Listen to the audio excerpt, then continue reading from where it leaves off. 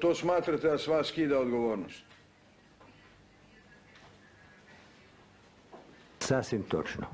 A da li je vama poznato da su, na primjer, jedinice Republike Hrvatske izvršile napad na opštinu Brod u Bosni i Hercegovini 26. marta 1992. godine?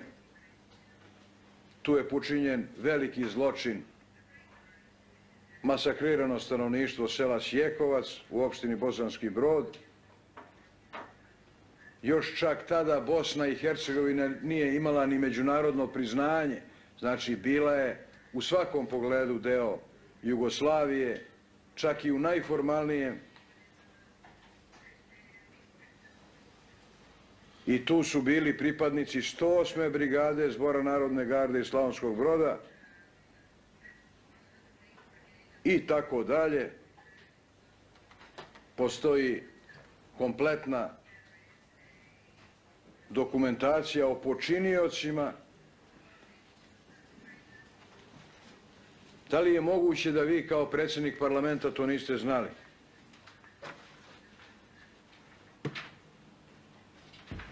Imao sam nekoliko intervencija obitelji nekih vojnika za koje su mi roditelji rekli da su otišli u Bosnu. Tražio sam informaciju i od šefa države i ministra obrane. Oni su mi rekli da su samo dobrovoljci otišli, i to oni koji su rođeni u Bosni i Hercegovini. Druge instrumente ja nisam imao osim da se informiram.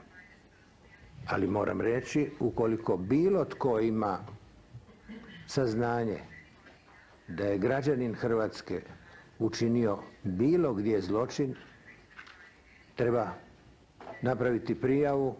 Hrvatska je danas pravna država i svaki će biti pozvan na odgovornost.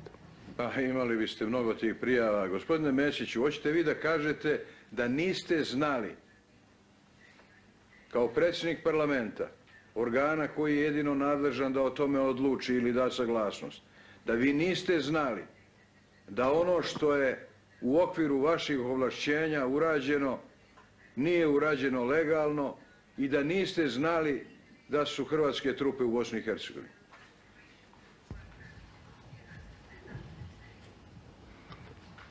Konstatacija je točna, ja to nisam znao. Dobro, da li ste znali da je, na primjer, od 3. aprila pa do 9. aprila napadnut Kupres, sela Donji Malovan, Kratež, Mala Plazenica, Zanglijska šuma, sam grad Kupres, Begovo selo i tako dalje? Samo trenutak. Čini se da će ovo biti ponavljanje velikog dela unakrsnog ispitivanja koje smo čuli u ranijem delu predmeta, koje se ne tiče svedočenja ovog svedoka. Ono što je on rekao je sljedeće. On je čuo za intervencije, raspitao se i saznao je da se radi o dobrovoljcima. Možda biste, gospodine Mesiću, da bismo izbegli nabrajanje dugačkih lista, ukoliko je to namera optuženog, mogli da odgovorite na ovo pitanje. Možete li nam reći gde su se te intervencije o kojima ste se raspitivali desile? Ili sad možda ne možete da se setite? Ja sigurno ne znam na kojim lokacijama, ali roditelji tih mladića su mi rekli da su njihova djeca otišla u Bosnu. Na moje pitanje, ministar obrane i bivši predsjednik Republike su mi rekli da ni jedna jedinica nije otišla, a da su otišli dobrovoljci, i to oni koji su rođeni u Bosni i Hercegovini. Ja nisam imao nikakve instrumente da ispitujem istinitost tih navoda. Gospodine Mesiću, to nisu pojedinci. Ako je, na primjer, kompletna bila 106. brigada iz Osijeka specijalna jedinica Žuti mrav iz Vukovara, 101. Zagrebačka brigada, studentska bojna Kralj Tomislav iz Zagreba, bojna Zrinski iz Zagreba, jedinica za podzemne zadatke MUP-a Hrvatske i tako dalje. Pored HOS-a, Zenka. Sudija May, napravite pauzu, molim vas, gospodine Miloševiću. Svedok može svjedočiti samo o onome što je njemu lično bilo poznato. Gospodine Mesiću, vama se tvrdi da su ove jedinice intervenisale. Tokom svog raspitivanja, da li ste saznali nešto o tim jedinicama, njihovom učešću? Vidim da optuženi vrlo dobro poznaje situaciju u Bosni i Hercegovini i da zna sve jedinice koje su ratovale, pa bi bilo da nabroji i sve srpske jedinice, jer ako zna za hrvatske, više zna za one koje su dolazile iz Beograda i drugih gradova i razarali hrvatske i bosanske gradove. Ali ja još jednom odgovaram, nisam znao niti za jednu jedinicu koja bi išla iz Hrvatske u Bosnu i Hercegovinu. Dobro, gospodine Mesiću, a da li je tačno da je vaš nećak koji nije bio dobrovoljac i koji nije iz Bosne i Hercegovine također bio sa svojom jedinicom u Bosni i Hercegovini? Da li vam je bar to bilo poznato? Moji nećaci nisu bili u vojsci. Dobro, na to ćemo Bili doći. su premladi. Dobro, na to ćemo doći kasnije. A da li, kako možete da, na primjer, pošto smo maločas govorili o tim događajima, znači praktično agresiji za koju kažete da vi ništa niste znali. Evo što imamo u ruci. Zapovjedništvo pozadine Bosanski Brod, Sjekovac, to je ovdje gdje su napravili one zločine. Sudija May, ne, zaustavit ću vas. Svedok je svedočio o čemu je svedočio. On o ovome ne zna ništa. Vaša dužnost, vaša funkcija u ovom momentu je da ga unakrsno ispitujete o onome što je on rekao u svedočenju, a ne da držate govore ili da sami svedočite. On je o ovome rekao šta je imao da kaže i ne može više ništa dalje da kaže. Kada dođe na vas red, vi ćete izvoditi svoje dokaze. Za sada moramo da pređemo na neku drugu temu. Ja želim u vezi s tim što svedok nije znao da ga pitam kako može da... On vam je rekao, odgovorio vam je, on ne zna. Ne zna. Njegov komentar samo jedne potvrde, jednog vojnog dokumenta koji traje 20 sekundi, da pročitam. Evo, to je fotokopija sa pečatom i potpisom. Potvrda kojom se potvrđuje pravo interventnom vodu iz Zagreba. Pravo interventnom vodu iz Zagreba. Da može izvršiti privođenje osoba ženskog pola. Sudija May, da li je to potpisao ovaj svedok? Kakva je veza sa ovim svedokom pre nego što iznesete taj dokument? Vezano je sa svedokom po osnovu njegove druge po redu funkcije u hijerarhiji Republike Hrvatske, a ovdje se radi o potvrdi koja se izdaje interventnom vodu iz Zagreba, glavnog grada Republike Hrvatske, gdje je kabinet gospodina Mesića da privodi žene, devojke, odnosno Srpkinje za potrebe, kako se kaže, muškog pola. Kakva je veza, gospodine Miloševiću, kakva je veza sa ovim svedokom?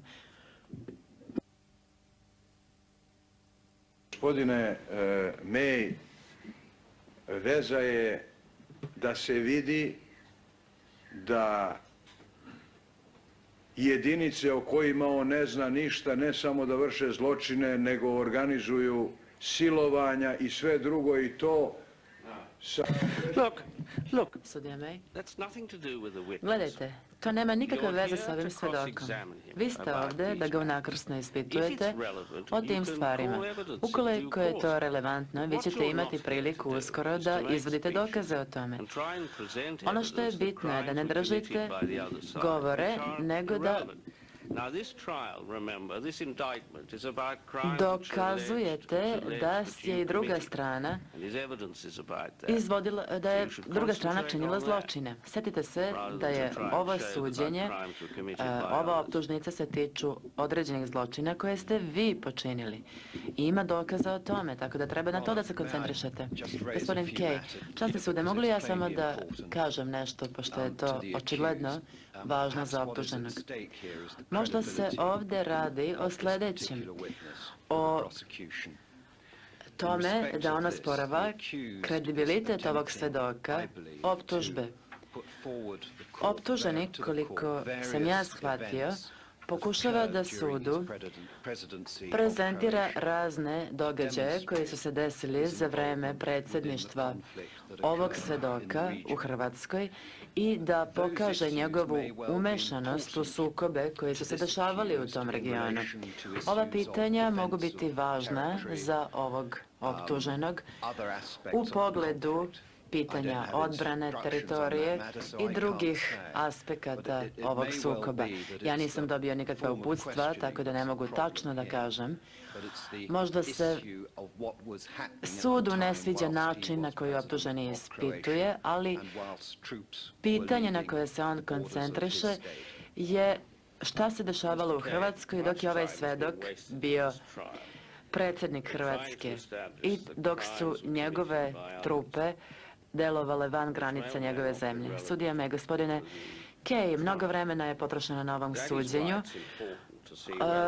govoreći o zločinima koje su vršili drugi, koji možda jesu, možda nisu relevantni za ovo suđenje. Zbog toga je bitno da vidimo da li su dokumenti potpisani od strane ovog svedoka.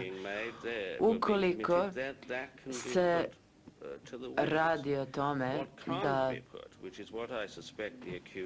su počinjeni neki zločini koji su na neki način vezani za ovog svedoka, ta veza mora da se pokaže.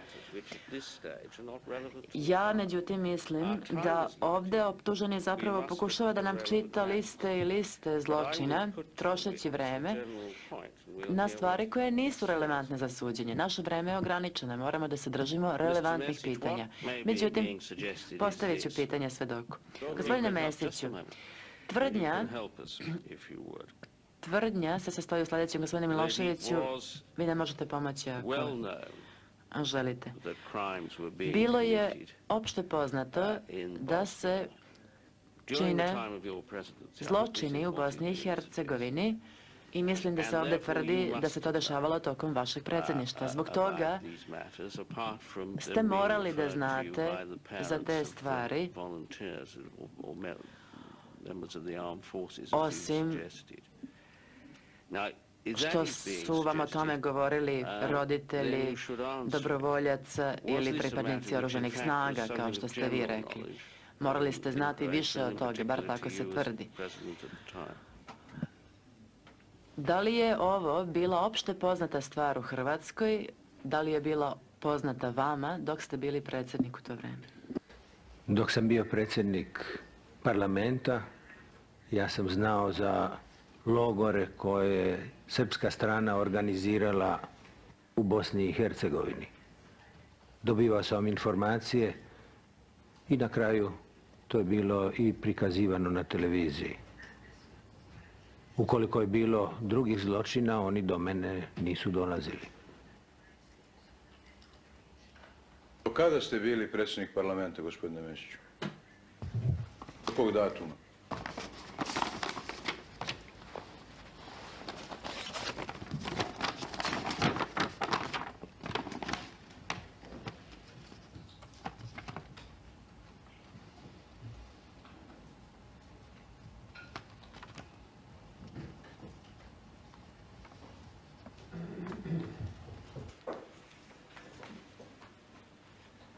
Predsjednik Sabora sam bio od 7.9.1992. godine do 24.5.1994. godine. 54. Tako.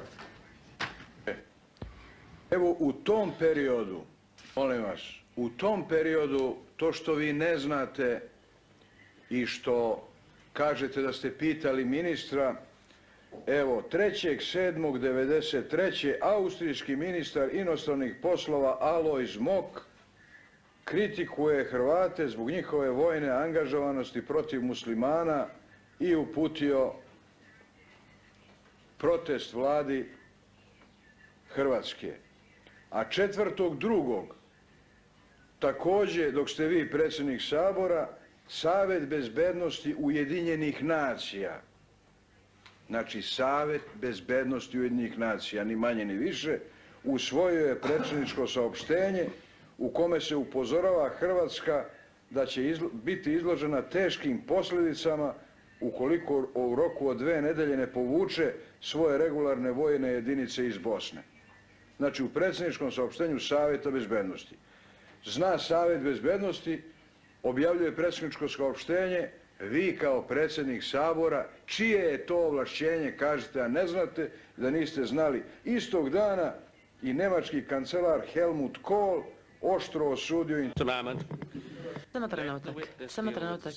Dozvolite svedoku da odgovori na vašu tvrdnju u Savjetu bezbednosti, a onda ćete nam reći na koji način je ovo relevantno, gospodine Milošević. Sjajno je da ovdje danas optuženi izražava žaljenje zbog patnji muslimanskog naroda i to je za pohvaliti. A što se tiče onoga što je...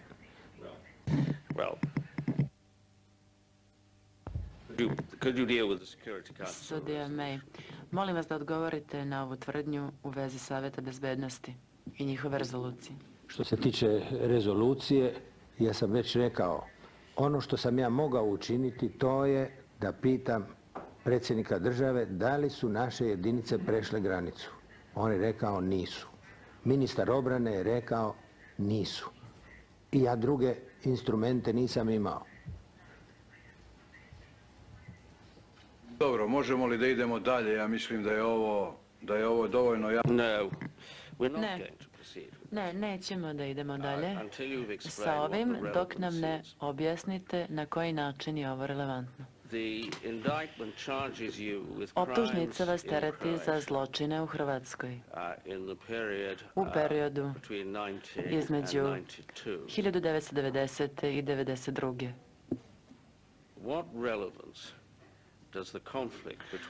U čemu je relevantnost sukoba između muslimana i Hrvata za te zločine? Gospodine May, ovdje se ne vodi, ovdje nije reč o relevantnosti za to, nego je reč o kredibilitetu svedoka, koji je... Da, možete postavljati pitanja o kredibilitetu svedoka. Sačekajte trenutak. Možete postavljati pitanja o kredibilitetu svedoka, ali naravno obavezuju vas njegovi odgovori i morate se držati njegovih odgovora postavljajući dalja pitanja i provjeravati zaista njegov kredibilitet. On vam je dao svoj odgovor o rezoluciji Savjeta bezbednosti, sad dajte sljedeće pitanje. Dobro, gospodine May, znači mogu da idem na sljedeće pitanje. Vi ste došli 5. decembra u Sabor Hrvatske, zahvalili se na poverenju, 5. decembra 1991.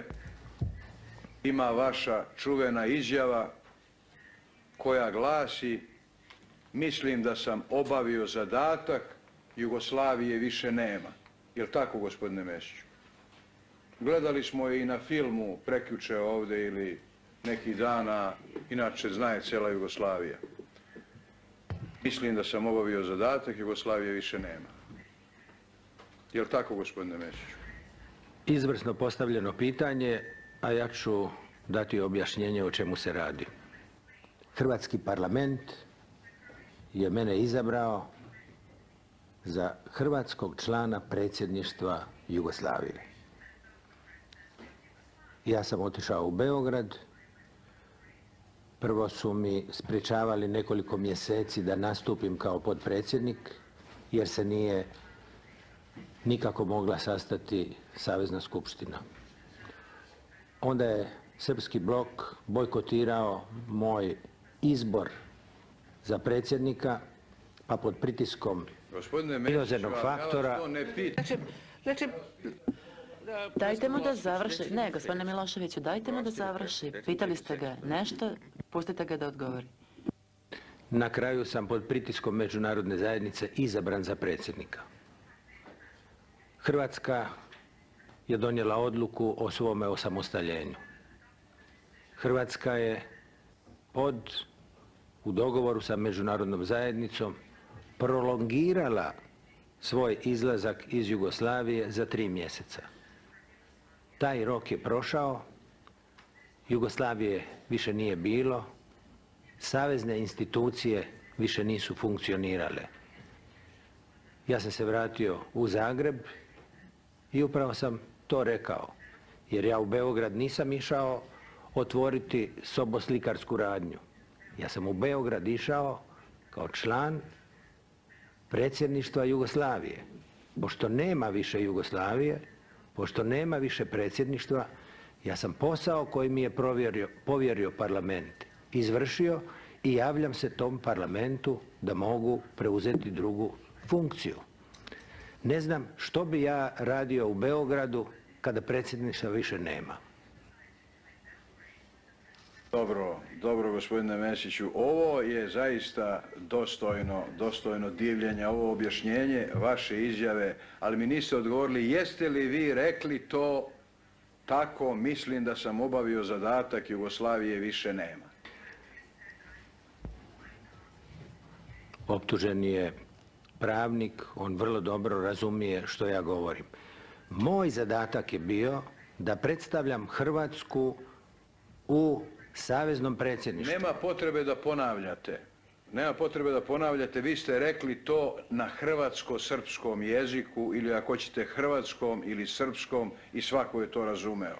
Sada ovo vaše objašnjenje nije dovoljno, nije neophodno, očigledno pokušavate da relativizirate vašu izjavu, ali je to nemoguće, gospodine Mesiću. Ova izjava je suviše jasna. A recite mi, molim vas, da li vam je poznata izjava, odnosno u javnom istupanju na trga Bana Jelačića Tuđman 24. maja 1992. godine. Da li vam je poznato ono što je on rekao tada, rata ne bi bilo da ga Hrvatska nije želela, tačka. Ali mi smo procenili da samo ratom možemo izboriti samostalnost Hrvatske, tačka. Zbog toga smo mi vodili politiku pregovora, a iza tih pregovora smo formirali svoje vojne jedinice, tačka. Da to nismo tako uradili, ne bismo došli do cilja, tačka. Je li tako ili ne, gospodine Mesiću?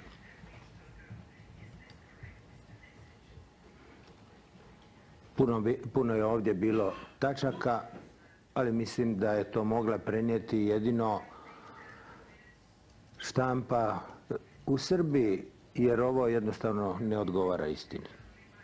Dobro, gledali... A znamo tko je kontrolirao štampu u Srbiji? Optuženi. Slobodan Milošević. Nažalost, gledali smo i film o tome pre par dana na traci sa trga Bana Jelačića, taj govor, ali nije bitno. A recite mi, molim vas, a da li vam je poznato da je prilikom osnivanja Savezne Republike Jugoslavije, proglašenja novog ustava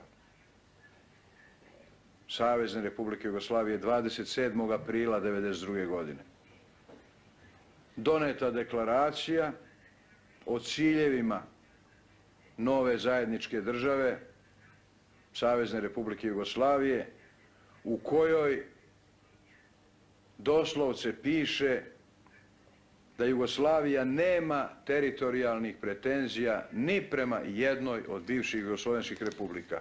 Da li vam je to poznato? Nije mi poznato što piše u deklaraciji o stvaranju Savezne Republike Jugoslavije, ali mi je poznato što je sve poduzeto da bi se odcijepili dijelovi Hrvatske i Bosne i Hercegovine i pripojili Srbiji. Gospodine Mesiću, vi ovdje pričate bajke o nekakvoj granici Karlobag, Karlovac, Virovitica. Kad ste čuli i jednog funkcionera Republike Srbije da govori o granici Karlobag, Karlovac, Virovitica? I kad je i jedan organ Republike Srbije ili bilo ko u Jugoslaviji postavio to pitanje i takvu granicu? To je jedna izmišljotina koju ovdje lansirate zajedno sa ovom drugom stranom. Odakle vam to? Sasvim je razumljivo da takve izjave oni koji su ušli u agresiju nisu davali. Ali ministar Srbije koji je bio u vladi za vrijeme predsjednika Miloševića dolazi upravo na tu granicu zajedno sa Vojislavom Šešeljom, četničkim vojvodom. Oni dolaze na tu granicu da bi potvrdili dokle su interesi Srbije. Koji to ministar i da li ministar ako ide u posjetu negdje po teritoriji u neku opštinu dolazi na granicu ili ide u posjetu u neku opštinu? On došao u neku granicu? Je li obeležavao neku granicu tamo? Vi sasvim dobro razumijete, ako se u Hrvatsku dolazi, da se onda, pogotovo oficijelni organi, da se onda javljaju organima Republike Hrvatske. I opštinski organi su organi. Ako se ide u posjetu nekoj opštini, ne znači da mora se... Nisam znao da ste toliko policijska zemlja da kad neko ide u posjetu nekoj opštini treba da se prijavi Ministarstvu unutrašnjih poslova ili ne znam kome. Molim vas. Ja nisam bio plaćen da optuženog učim hrvatske zakone. Ja sam bio plaćen da provodim hrvatske zakone. Da li ste čuli, gospodine Mesiću, s obzirom da ste završili fakultet, o pravu naroda na samoopredeljenje i o tome da su napravljeni čitavi tomovi knjiga, a i međunarodno pravnih akata koji se tiču prava naroda na samoopredeljenje? Da li to znate?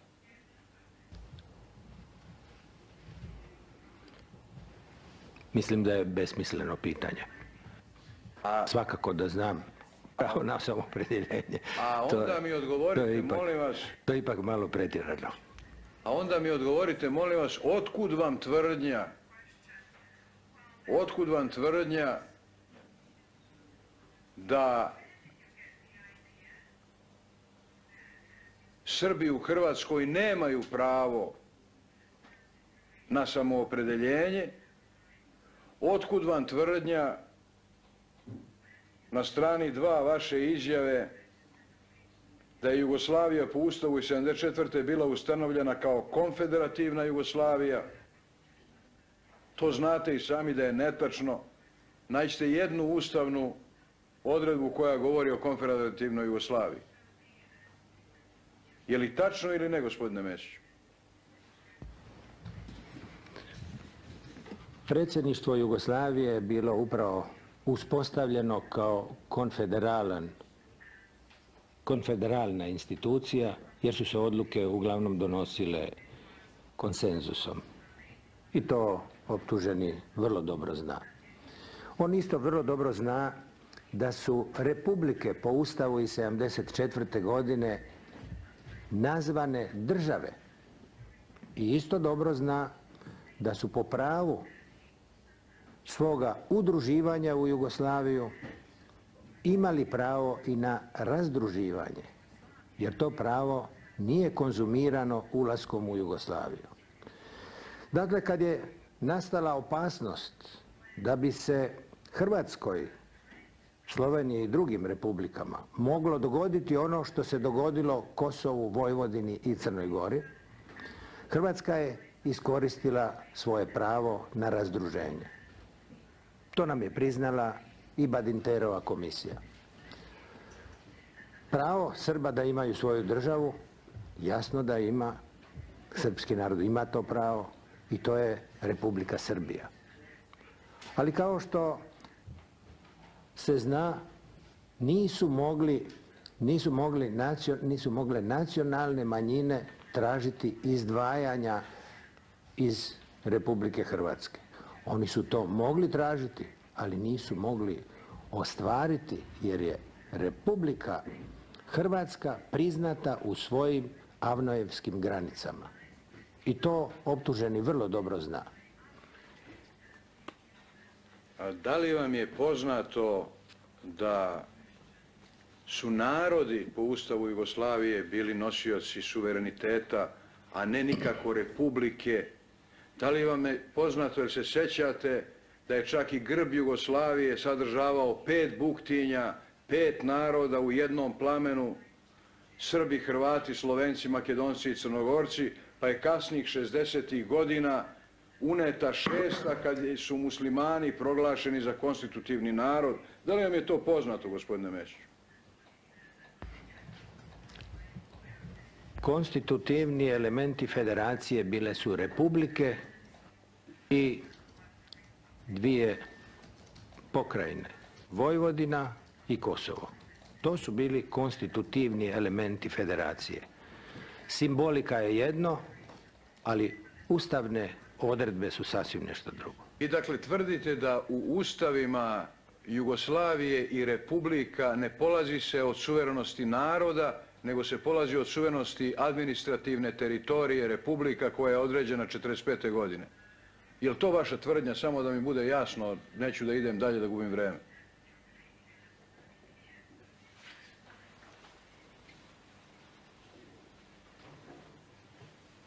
Ja sam rekao što imam reći o konstitutivnim elementima federacije.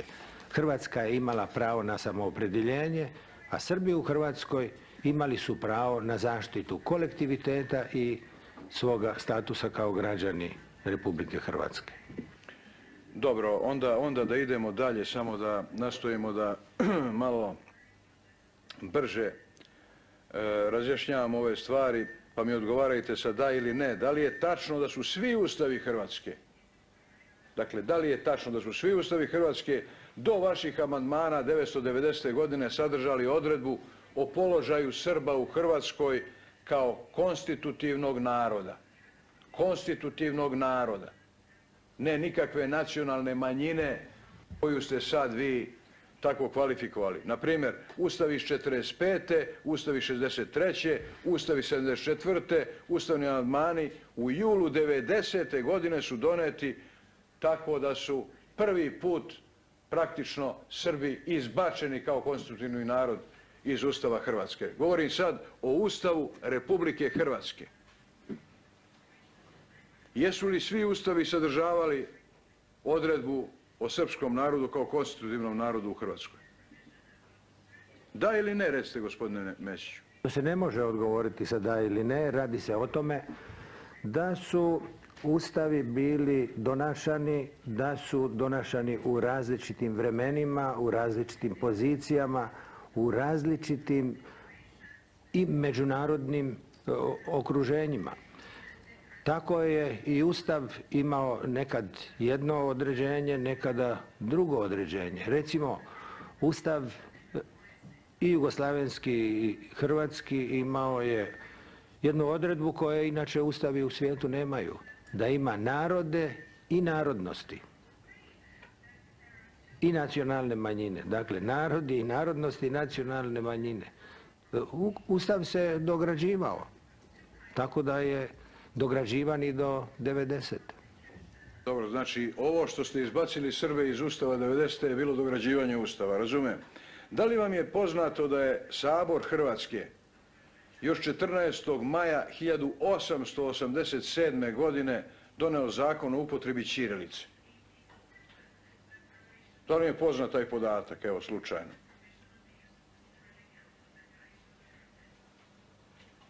Nije mi bio poznat taj podatak, ali zahvaljujem se optuženom da mi je taj podatak dao i za mene je to značajno. A da li je poznato i ovo drugo, da je ono što je Hrvatski sabor doneo 887. 990. godine ukinuo vaš sabor jer je ukinuo ćirilicu kao zvanično pismo. Je li vam to poznato? Otišli ste 150 godina unazad, je li tako?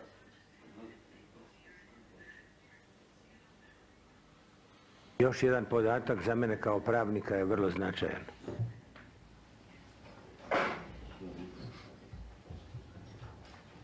Dobro, gospodine Mesiću.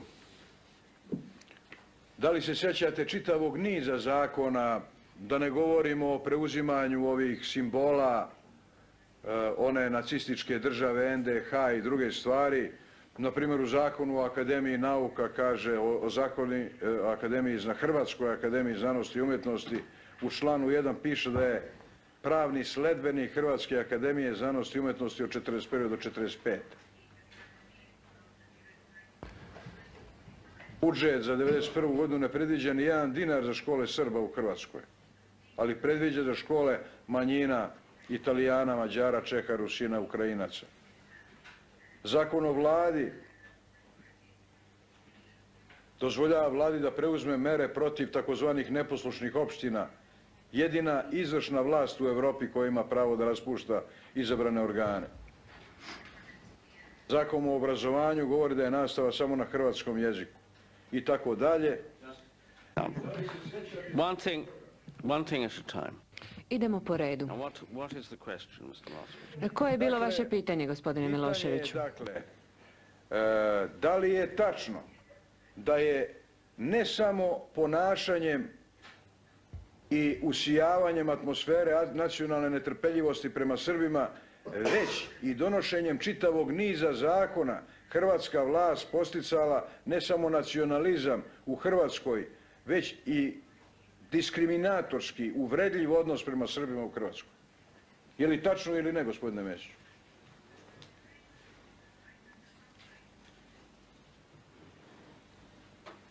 Hrvatska je donosila zakone koja je izjednačavala sve svoje građane i štitila nacionalne manjine kao i sve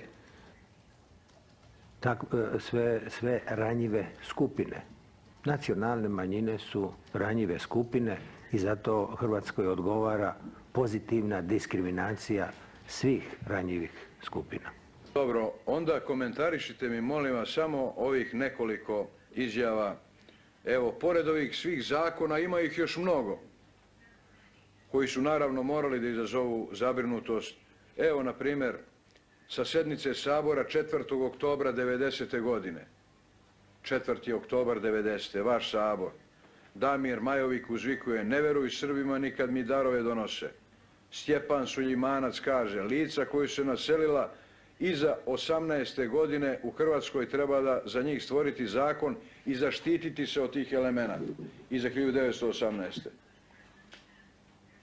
Zatim poslanik Ivan Milas kaže: na vaše pravo odgovorit ćemo oštrim mačem. Dan obračuna je vrlo blizu. Onda poslanik Anđelko Klarić kaže: treba sve Srbe izolirati kao što je Irak izolirao Kurde i napraviti geto za Srbe, blokade, jel tako?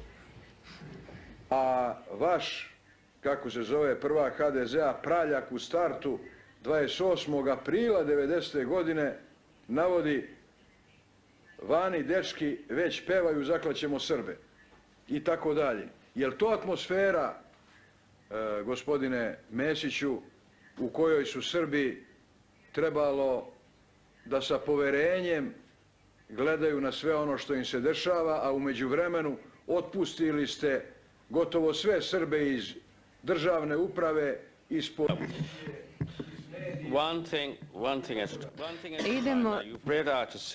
Idemo redom. Pročitali ste sada čitav niz navoda, čitav niz citata. I tvrdite da su oni izrečeni u Saboru. Gospodine Mesiću, vi se možete na to osvrnuti. Kao prvo, možete nam reći, na primjer, je li vam poznato da su ovakve izjave davane? I ako jesu, imate li nešto za reći u vezi s njima? Bilo je raznih nedozvoljenih izjava i svakako da su te izjave štetile Hrvatskoj.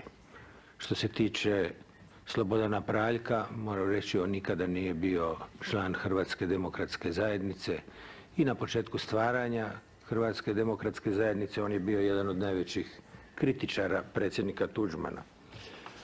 Ali zašto su te dolazile izjave? Ja i sada kažem, one nisu koristile Hrvatskoj, nego su štetile Hrvatskoj. 4.2.'90. miting Srba u Karlovcu, Vojniću, Slunju, Vrginmostu, Kninu, Karlovcu. 4.3.'90. godine Narodni zbor na Petrovoj gori, 50.000 ljudi s Korduna, Banja Luke, Like, Bosanske krajine, Pokuplja, Vojvodine i Srbije. Je li to onda kad je Ante Marković formirao svoju stranku? 25.7.'90. Srpski sabor u Srbu donosi takozvanu deklaraciju o suverenosti i autonomiji srpskog naroda u Hrvatskoj. 1.7.'90. u Kosovu kod Knina službeno objavljeno osnivanje Srpske autonomne krajine u Hrvatskoj, predsjednik Milan Babić. 17.8. prve barikade na cestama u Benkovcu, Kninu i Gračacu. 30.9. okupljanja i neredi građana srpske nacionalnosti u Petrinji i Dvoru. 21.12. u Kninu proglašena Srpska autonomna oblast Krajine. Po Hrvatskoj se u gradovima i općinama sa pretežno srpskim stanovništvom piše ovo je Srbija. Iz Srbije dolaze oni koji u stvari manipuliraju srpskim masama u Hrvatskoj. Zašto? Zato što je Miloševiću trebalo pobuniti Srbe u Hrvatskoj da bi dobio inicijalno paljenje da rat prebaci u Bosnu i Hercegovinu, jer mu je trebala Bosna i Hercegovina. To je u stvari radio optuženi i zato on treba odgovarati. A ove radikalne izjave, one su samo, nažalost, odgovor na aktivnosti optuženog. Gospodine Mesiću, da li je vama jasno da vi u stvari ni o čemu ne svjedočite osim o svom političko-propagandnom aktivnom delovanju u sve ovo vreme? Jer vi nemate ovdje ni jednu činjenicu osim svojih stavova i napada na Miloševića. Ovdje se sudi optuženom Slobodanu Miloševiću, za kojeg smatram i imam dovoljno činjenica da je kriv, jer je planirao rat, izveo rat i u taj plan ugradio zločin za koji on treba odgovarati. Vrlo dobro. Let us get back to the subject matter of the trial. Vratimo se, molim vas, na predmet ovog suđenja. Gospodine Miloševiću, vi ste postavili pitanje u vezi s izjavama. Postavio sam pitanje upravo je li to, znači da li ti zakoni, atmosfera u parlamentu, atmosfera u Hrvatskoj, otpuštanje hiljada ljudi iz javnih službi, policije, medija i tako dalje, čak i iz zdravstva, da li je to atmosfera koja je zabrinula Srbe ili ih je zabrinuo i pobunio, kako sad kaže gospodin Mesić, Milošević? Da li su ih pobunile činjenice života s kojim su se suočili ili je došao Milošević iz Srbije da ih zabrine i pobuni? Kad sve ovo što citiram. Nije došao optuženi Milošević, došli su njegovi emisari koji su bunili Srbe u Hrvatskoj. Can you deal with the allegations which are made? Molim vas da komentirate navode koji su izneseni. Kao prvo, otpuštanja tisuće ljudi iz državnih poslova, policije i medija, također i iz zdravstva. Možete li nam se osvrnuti na to? Je li točno da je na tisuće ljudi otpušteno s posla? Mislim da je pretjerano govoriti o tisućama, ali da je bilo otpuštanja, bilo je i nepotrebnog otpuštanja. Ljudi su ušli u sporove i mnogi su te sporove dobili. Ja smatram i da izjave koje su radikalne, koje su neprihvatljive, samo štete Hrvatskoj i protiv toga sam se i borio. Dobro, znači i atmosfera izjave, vi sad kažete to je negativno, ali to je bila ta atmosfera. Dakle, nije Milošević podbunio Srbe, nego vaša atmosfera, vaši zakoni, vaša otpuštanja, vaši pritisci, vaša policija, vaši napadi na ljude. Je li tako ili ne, gospodine Mesiću? Moram odgovoriti ponovo, a to sam već rekao. Ako ste rekli, nemojte čitati ponovo što ste već pročitali, molim vas. Da su upravo oni koji su htjeli odvojiti dijelove Hrvatske od Republike Hrvatske krivi i zbog onih radikalnih izjava do kojih je dolazilo. A dobro, evo, pazite, neko je teo da vas odvoji. Evo, Susan Woodward iz Brookings Institution, vrlo renomirana institucija u čitavom svetu, kaže When Croat zealots smashed storefronts, firebombed homes and harassed and arrested potential Serb leaders.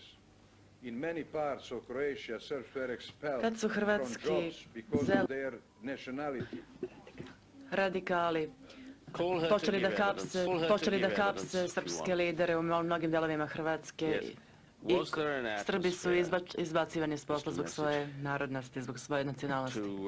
Sudija May, možete izvoditi dokaze o tome ako želite. Da li je, gospodine Mesiću, postojala atmosfera straha u to vreme ili to nije tako? Previše je reći da je bila atmosfera straha, ali da je bilo nedoličnih i nedozvoljenih izjava, toga je bilo. Bilo je i nepravilnog otpuštanja, ali su ljudi ulazili u radne sporove i te sporove su dobili. Mislite, onih 100.000 Srba koji su pobegli već 90. godine iz Hrvatske je dobilo sporove za svoja radna mjesta? Jel to kažete? Optužen je pravnik i zna da spor može dobiti samo onaj koji tuži i koji traži sudski pravorijek. Čuli smo malo pre vaše izjave oko onih ubistava, kako vam je izgledala pravna država, čućemo posle još neke. Prema tome, valjda se ne šalite kad govorite kako... Mr. Milošević. Gospodine Miloševiću, vrijeme je da se odmaknemo od ove prepirke jer ona ni na koji način ne pomaže sudu. Recite mi, gospodine Mesiću, da li se sjećate izjave čuvenog slikara Ede Murtića u Riječkom Novom listu u junu 2000. koji, citiram ga, kaže: sjećam se kako mi je nekoliko mjeseci pre izbora 1990. govori o svom razgovoru sa Tuđmanom, oduševljeno došao misleći da će od mene napraviti svoga Augustinčića. Stao me je uvjeravati kako ćemo mi sada napraviti ono što nisu napravile Ustaše i Pavelić 1941. godine. Za 250.000 Srba rekao je da će spakirati kofere i odseliti, a drugih 250.000 ili ostati ili nestati. To su vaše novine, hrvatske novine, nisu beogradske. Edo Murtić je čuveni slikar, intelektualac i tako dalje. Prema tome, da li se sjećate te njegove izjave, dakle, o razgovoru pre izbora 90. godine? A ovo što sam malo precitirao, Susan Woodward govori o također atmosferi pre izbora 90. godine.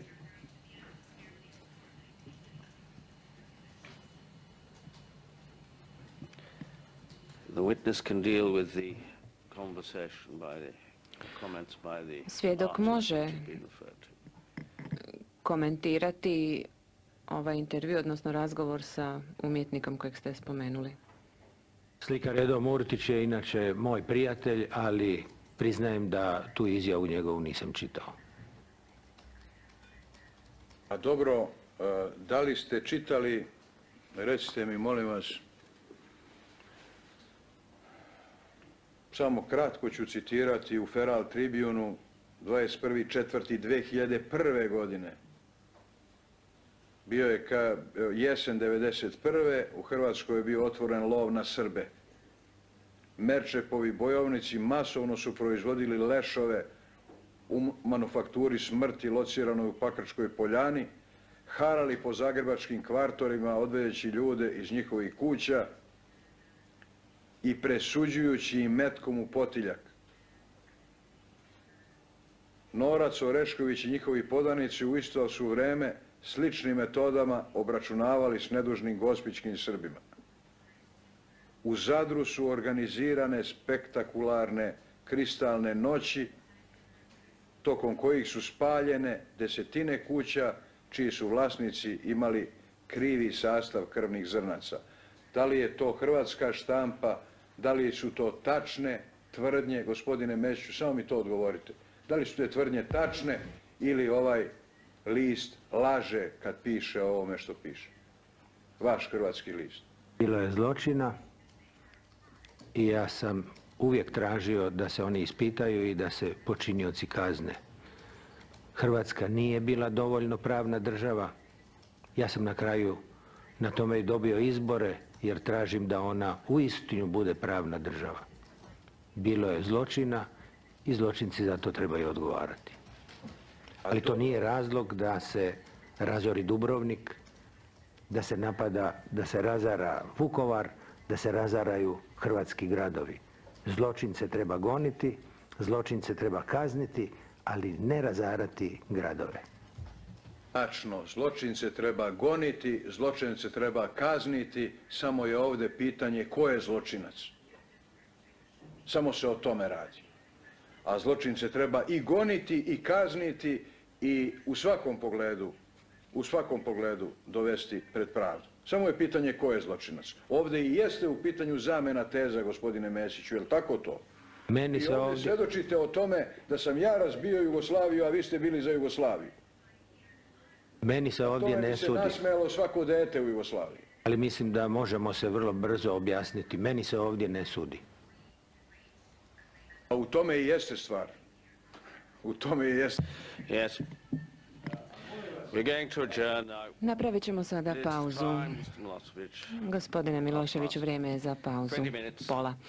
20 minuta. All rise.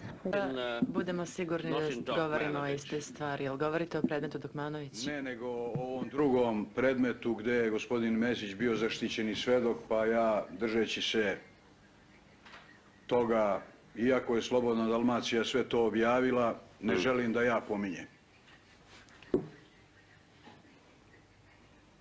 Što je gospodin Mesić, kao što vidimo, svedok u mnogo slučajeva, svedok tužbe, što također demonstrira inverziju.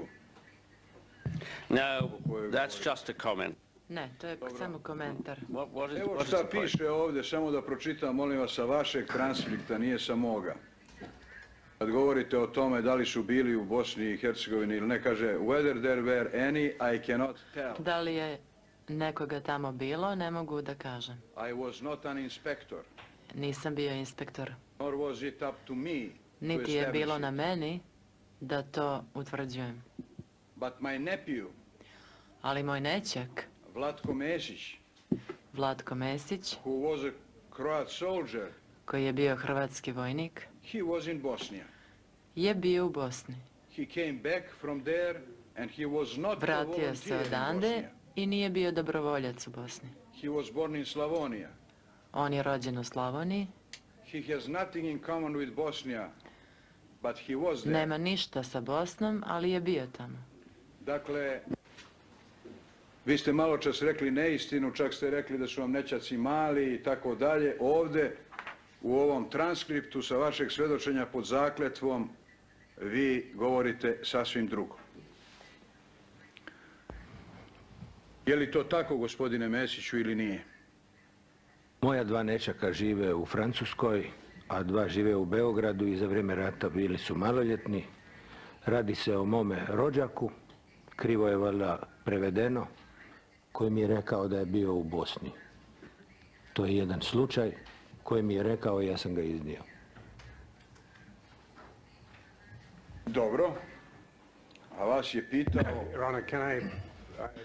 Slušalac, nisam htio da prekinem ovu posljednju razmjenu komentara, ali moram reći da svako pozivanje na bivše svjedočenje treba da se iznese u privatnoj sednici. Sudija May, u redu. Ne vidim zašto bi se ovo iznosilo u privatnoj sednici, gospodine May, kad ja ovdje ne pominjem na što se... Nema veze. Takva su pravila. Svako pozivanje na pitanja koje spadaju u privatnu sednicu treba da se odvijaju u privatnoj sednici. Nastavite. Ne vidim da sam nešto narušio vašu proceduru ovim. Kad vas pita zastupnik optuženog, did you as a speaker da li ste vi kao predsjednik parlamenta preduzeli neke mere da istražite ovo, jer je to odgovornost i dužnost Sabora da reguliše korištenje vojske van svojih granica. Da li ste formirali komisiju, da li ste stavili to pitanje na dnevni red? Sudija May, idemo u privatnu sednicu. Onda nemojte, molim vas, da gubim vreme. Neću da nastavljam dalje s tim. Prema tome, kada niste govorili istinu, gospodine Mesiću, sada ili onda kad ste davali ovu izjavu isto pod zakletvom? On je svoje objašnjenje dao. Dobro. Ima li nešto što želite da dodate, gospodine Mesiću? Direktno pitanje je bilo da li je moj nećak bio, ja sam rekao da nije. Rođak je bio, to znači da su pojedinci bili koji nisu rođeni u Bosni, ali ja te pojedince, osim jednoga kojeg sam znao, nisam mogao utvrđivati. To nećak ili rođak, kako je ovdje prevedeno, ja sam pročitao. Prema tome, tu ne može biti nikakve zabune. Samo da idemo dalje. Da li je tačno da je u vašem prisustvu Tuđman rekao da će na kraju rata Srba u Hrvatskoj biti 5%? Da, on je rekao da je to njegova pretpostavka. Dobro. Da li je tačno da je Tuđman smatrao da je najbolja pozicija za Hrvatsku rješenje iz 1938. kad je bila Banovina Hrvatska?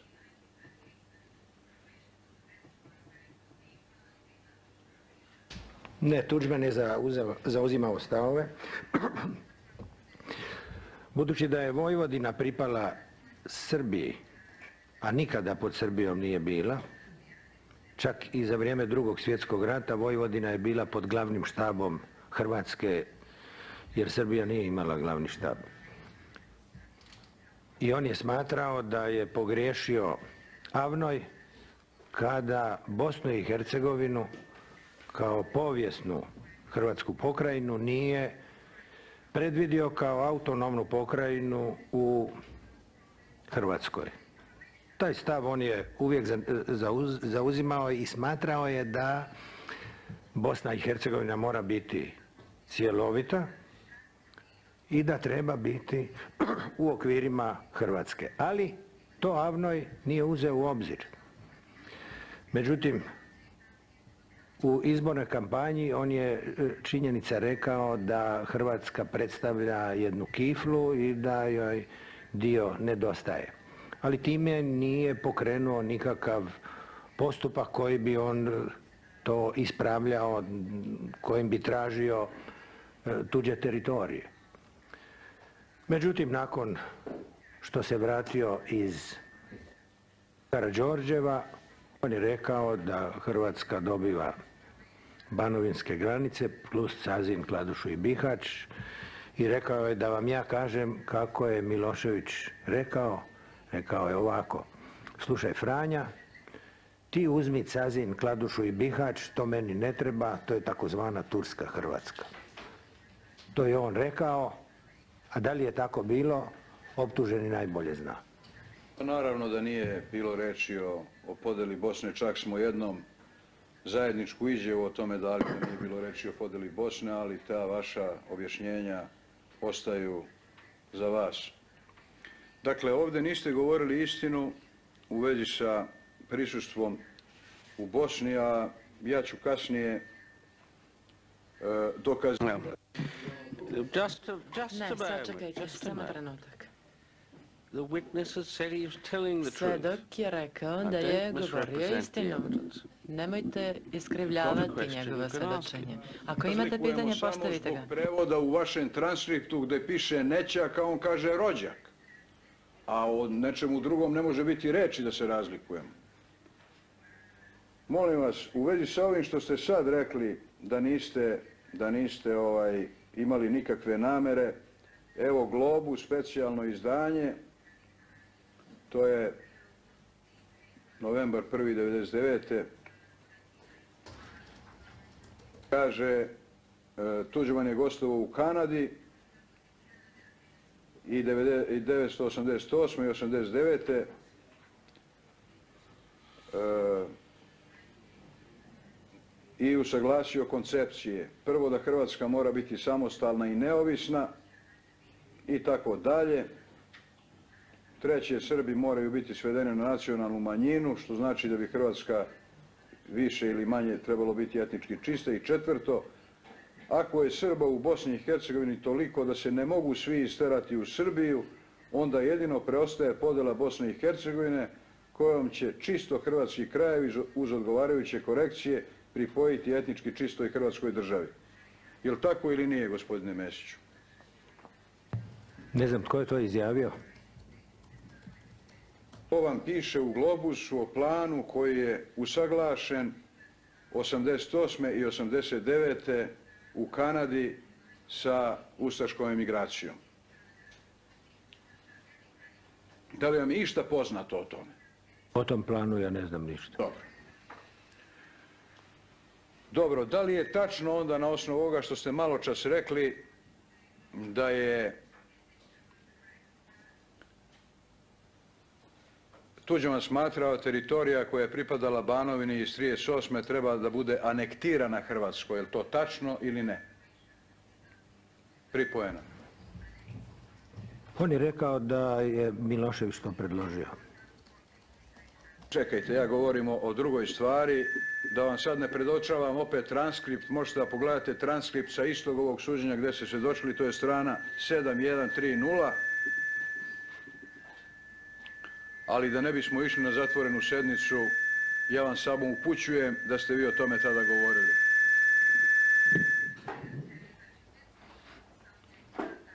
Kao i što vam je u vezi sa ovim stavom koji ste osporili, da je Tuđman smatrao da je najbolja pozicija za Hrvatsku rješenje iz 1938. kad je bila Banovina, također iz vašeg svedočenja, a na stranici 7129 i 7130. Recite mi dalje, da li je tačno da je HDZ za vas ekstremno nacionalistička? Časni sude. Tužilac Najs. Mikrofon. Ako želimo da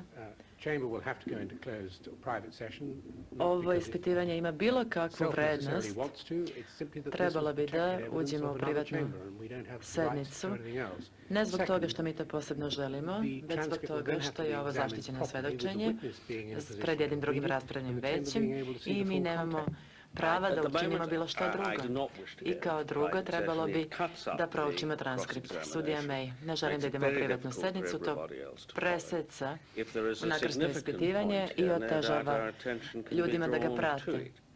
Ukoliko ovdje ima nešto značajno što treba razjasniti, možete nam skrenuti pažnju na to. Tužilac Najs.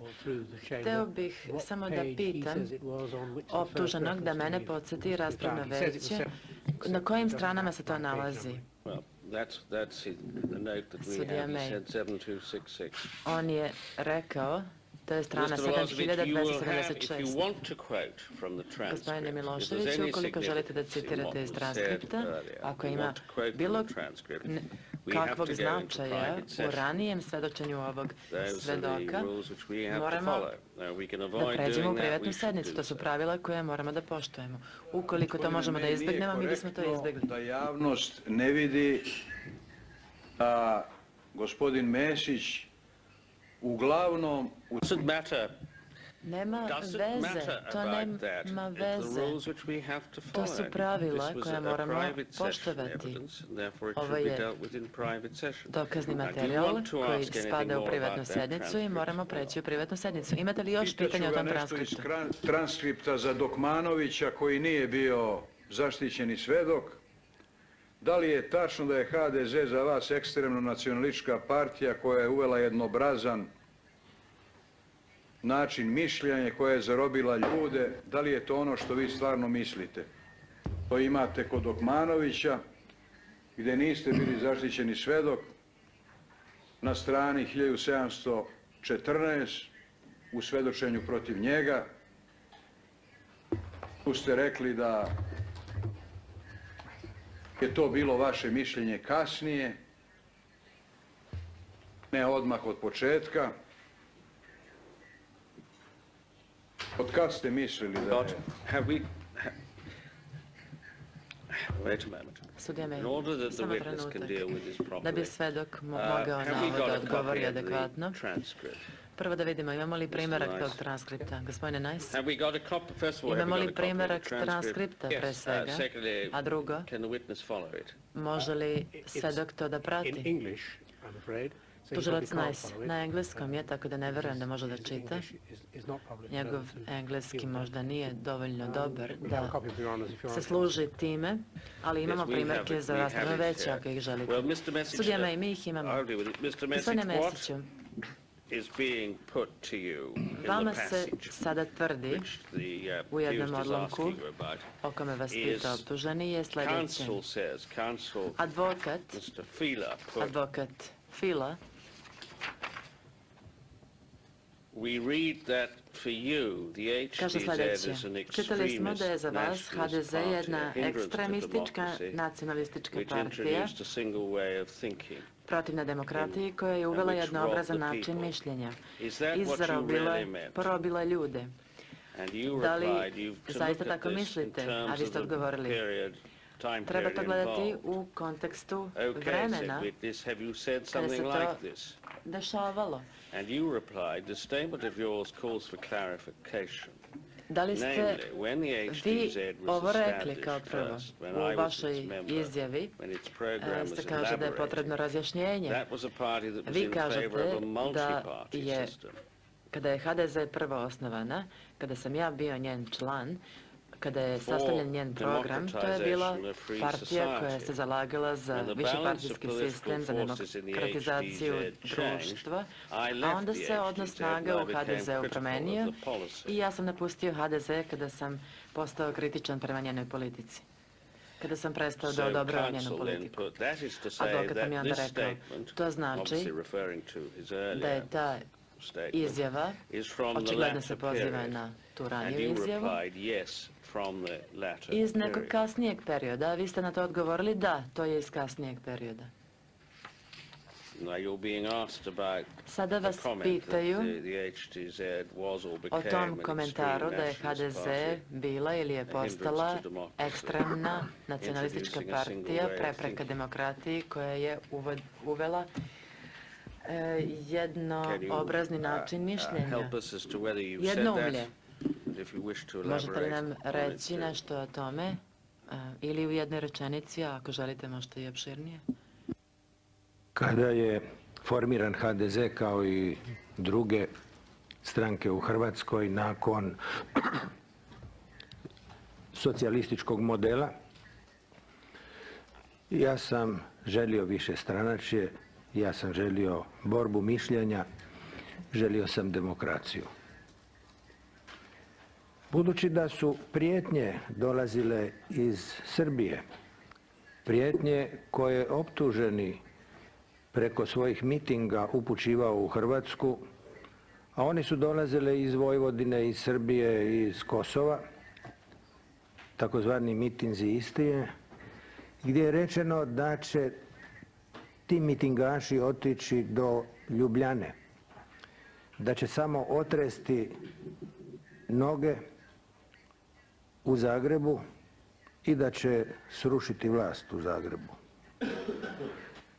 Ja sam smatrao da HDZ može mobilizirati u Hrvatskoj ljude za otpor takvoj Miloševićevoj politici. I prišao sam HDZ-u jer sam smatrao da možemo zaštititi interese Republike Hrvatske.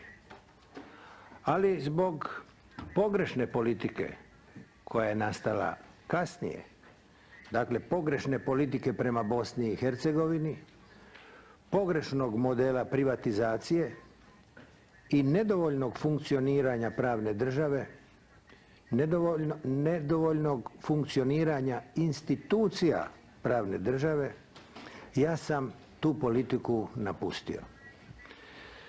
Jer na kraju mogao sam ostati i dalje predsjednik Sabora, mogao sam participirati u toj politici, ali upravo zato što se s njom nisam slagao, ja sam tu politiku napustio i mjesto predsjednika parlamenta i otišao u opoziciju. Gospodine Mesiću, vi ste napustili mjesto predsjednika parlamenta, kako ste sami malo čas rekli, tek negde posle prve četvrtine 1994. godine. Ali po vama destruktivna politika HDZ-a počela je još marta 1991. godine, je li tako ili nije? U stvari imate pravo, od vašeg dogovora u Karađorđevu. Znači, vi pripisujete destruktivnu politiku HDZ-a od marta 1991. meni. Je li tako, gospodine Mesiću? Ako ste nudili podjelu Bosne, jasno je da ste dijelom sudjelovali u stvaranju pogrešne politike. Kao što znate, ja nikakvu podjelu Bosne nikad nisam nudio, niti je to bila naša politika i ako verujete da jesam, onda mi ukažite bar na jedan jedini detalj iz koga biste to mogli da vidite. Ne samo podjela Bosne, pa dovoljno je da ste plaćali vojsku u Bosni i Hercegovini. Dovoljno je pročitati knjigu generala Veljka Kadijevića, saveznog sekretara za obranu, koji je upravo govorio o granici Virovitica-Karlovac-Karlobag. I da iza te granice stojite vi, gospodine optuženi. Isti taj Kadijević, savezni sekretar za narodnu obranu, Blagoje Adžić, general Blagoje Adžić, koji je bio načelnik glavnog stožera, general štaba Jugoslavenske vojske, nikada nisu došli meni u predsjedništvo, iako sam ja personificirao vrhovnu komandu. Oni nikada k meni nisu došli. Ja sam inzistirao da idem k njima, ali oni nikada k meni. Ali zato, ako pročitate Boru Jovića i njegove knjige, pročitate Mamulu i njegove knjige, pročitate Veljka Kadijevića i njegove knjige, vidjet ćete da su dogovori bili samo i izričito sa optuženim. To prvo nije tačno i ne znam šta piše u tim njihovim knjigama, pogotovo Mamula je otišao u penziju još pre nego što su i počele ove tenzije u Hrvatskoj i kasnije u Bosni, ali pretpostavljam da vi pasionirano čitate te različite knjige. A recite mi, molim vas, pošto ste govorili sad o HDZ-u, znači od 1991. godine se ponašala destruktivno, kako ste vi to izdržali pune 3 godine od 1991. do 1994. u toj destruktivnoj partiji i to na položaju njenog izvršnog šefa, znači predsjednika izvršnog odbora HDZ-a?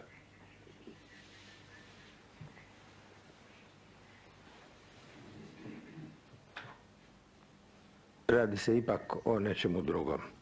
Naime, ja sam bio predsjednik izvršnog odbora HDZ-a, to ću vam odmah reći.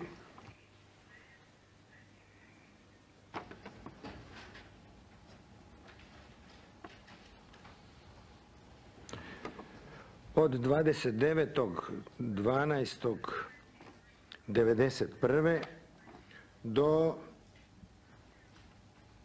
7.8.1992. To je vrijeme kad sam ja bio na čelu izvršnog odbora HDZ-a. Naime, ovdje se radi ipak da sam ja mogao izaći, čim sam vidio da politika nije ona za koju sam se ja zalagao, ja sam mogao tu politiku napustiti. I istina da sam mogao. Ali u Hrvatskoj bi bio doživljen kao netko tko se ne želi suočiti sa problemima u kojima se Hrvatska nalazi i smatrali bi da nisam učinio dovoljno na ispravljanju onoga što se u Hrvatskoj događa. Ja sam smatrao da ću uspjeti sa svojim istomišljenicima dobiti prevagu u HDZ-u i ispraviti politiku. Zato sam u dogovoru sa 23 zastupnika Hrvatskog parlamenta dogovarao izlazak iz Hrvatske demokratske zajednice. To je još u 1993. godini. Time bi mi dobili kohabitaciju. Opozicija bi imala prevagu, a izvršna vlast bi bila HDZ-ova. Na taj način mnoge odluke pretpostavljam da bi bile drukčije. Nažalost nisam uspio, samo 11 zastupnika je prešlo sa mnom i nismo dobili, jedan glas nam je nedostajao, nismo dobili prevagu u Saboru. A u politici je poznato da moraš dobiti kritičnu masu ako želiš napraviti iskorak. Ja sam smatrao da su 23 zastupnika dovoljno da napravimo tu kritičnu masu. Nismo uspjeli, ali ja sam otišao u opoziciju. Dakle, ne postoji jedan datum kome kažemo, do sada je ova politika bila dobra, a od tog datuma politika nije dobra. Postoje kontinuitet događanja u politici.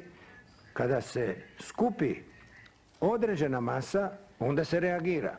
Ja sam reagirao onda kad sam mislio da mogu produktivno pomoći pozitivnoj klimi u Hrvatskoj i pozitivnoj politici u Hrvatskoj. Dobro, to je bilo 2 godine posle ovog marta 1991. kad kažete da je počela destruktivna politika HDZ-a. Vi govorite o HDZ-u da je na početku bila demokratska i tako dalje. U programu HDZ-a koji ste, pretpostavljam, vi pisali zajedno sa ostalim čelnicima jer ste bili na samom vrhu, kaže da temelji program između ostalog i na nauci Ante Starčevića. Podsjetio bih vas samo šta je Ante Starčević pisao za Srbe. Ante Starčević je Srbe nazivao, ne znam da li će moći da prevedu ovo, ja ne bi umeo, blatni skoti, gnusna ropska stvorenja, nakod zreo za sjekiru, prodane mešine, pseta austrijska. Yes. When was this kind Samo of thing trenutak. Kada je to pisano? Ante Starčević je, na primjer, napisao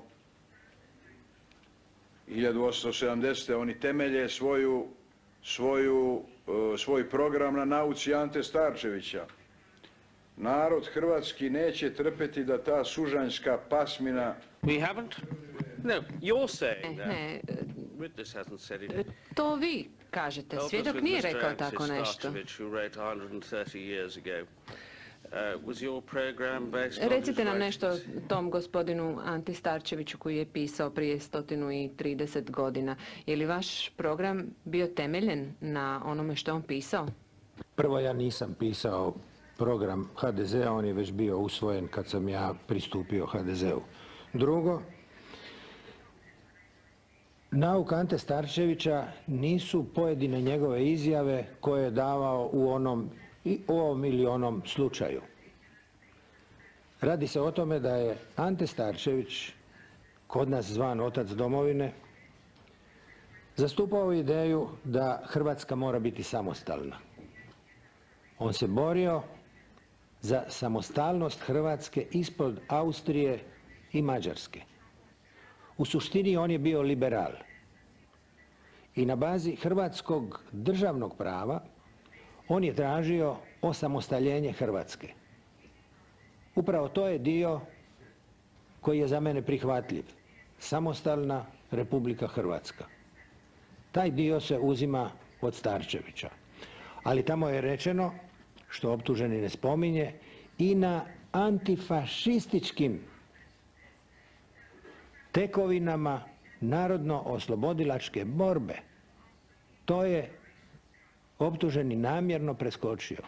Na tekovinama antifašističke borbe. Dakle, nije uzeto samo od jednoga, nego sve one koji su pridonijeli da se može dobiti jedna pozitivna uloga Hrvatske i njenih građana. Zato je to u toj preambuli programa i navedeno.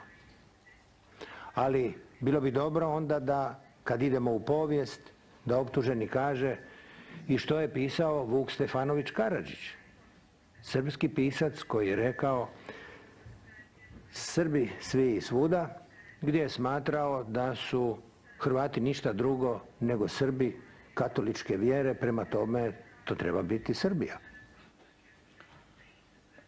Otišli ste malo predaleko do... Well, the trial chamber is not assisted by... Mislim da vijeću neće biti ni od kakve pomoći razmjena ovakvih tvrdnji i zloupotreba ovakvih tvrdnji koje su iznesene na kraju krajeva prije 100 godina. Da li je tačno da je politika HDZ-a vremenom postala radikalnija i da su jačali elementi koji su nalazili inspiraciju u Hrvatskoj državi u Drugom svjetskom ratu, to jest u fašističkoj nezavisnoj državi Hrvatskoj?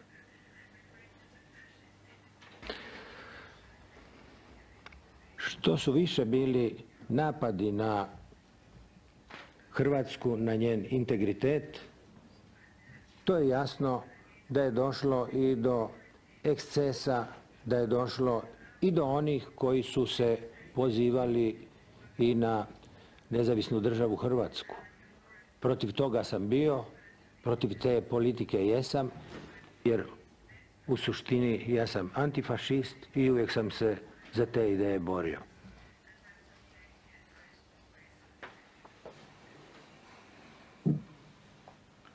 Dobro, ja sam vas pitao ovo što tvrdite za HDZ, a ne šta ćete da kažete za sebe. Pa zato sam izašao iz HDZ-a.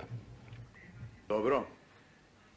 U svakom slučaju, ja vidim, vi ste kao predsjednik predsjedništva Jugoslavije izdali Jugoslaviju i doprinijeli njenom rasturanju, a onda izdali i one s kojima ste rasturali Jugoslaviju, HDZ i Tuđmana. Ne znam ko je sad na redu. Da li je tačno da je Tuđman hteo Hrvatsku državu da je Tuđman od početka stvaranja HDZ-a oslonio na najradikalniju desnu struju u kojoj ima neskrivenih ustaša? Je li to tačno ili ne, gospodine Mesiću? Moram odgovoriti. Gospodine Mesiću, prije no što odgovorite, ovdje su izneseni neki navodi na koje biste se trebali osvrnuti. Naime, trebali biste imati priliku da se na njih osvrnete. Čitav niz navoda. Prvi je da kao predsjednik predsjedništva Jugoslavije vi ste izdali Jugoslaviju i doprinijeli njenom raspadu. Jeste li vi sebe smatrali izdajnikom Jugoslavije? Mislite li da ste izdali Jugoslaviju? Mojim izborom u predsjedništvo Jugoslavije smatrao sam da ću pomoći da se kriza jugoslavenska riješi političkim putem. Da ću svojim doprinosom pridonijeti da se izbjegne rat. Moj prijedlog predsjedništvu je bio da se ide u konfederalan, do kraja konfederalan sustav i da se konfederacija oroči na određeno vrijeme, 3 do 5 godina. Time da se republike proglase nezavisnima, da se republike međunarodno priznaju, da jedni druge priznaju, a time da i međunarodna zajednica prizna i da se danom kada prestaje federacija stvori konfederacija. Zbog čega? Jer svi su bili nezadovoljni s Jugoslavijom. Srbija je tvrdila da je bila izrabljivana. Srbija je tvrdila da su oni plaćali druge. Hrvatska je tvrdila da njene devize idu u Beograd. Ako su svi nezadovoljni, idemo u novi model. Moj je prijedlog bio konfederacija. Da utvrdimo koji poslovi idu u konfederaciju, koliko to košta i po kojem ključu se to plaća. Na taj prijedlog Srbija se nikad nije očitovala. Umjesto toga Milošević je predlagao čvrstu federaciju. A to je značilo da nas očekuje ono što je zadesilo Kosovo i Vojvodinu. Na to sigurno nismo mogli pristati. Ali sam bio za razgovore. Smatram da je bolje pregovarati i 10 godina nego 10 dana ratovati. Ali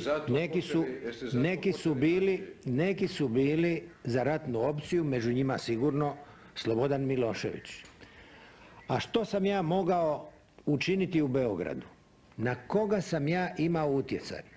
Generali su kontaktirali Miloševića, armija je izvršavala ono što je tražio režim Slobodana Miloševića, stvaranje velike Srbije, jer je tvrdio da Srbi ostaju u jednoj državi, dakle u onom dijelu koji će biti Jugoslavija, u onom dijelu koji će se uzeti od Hrvatske.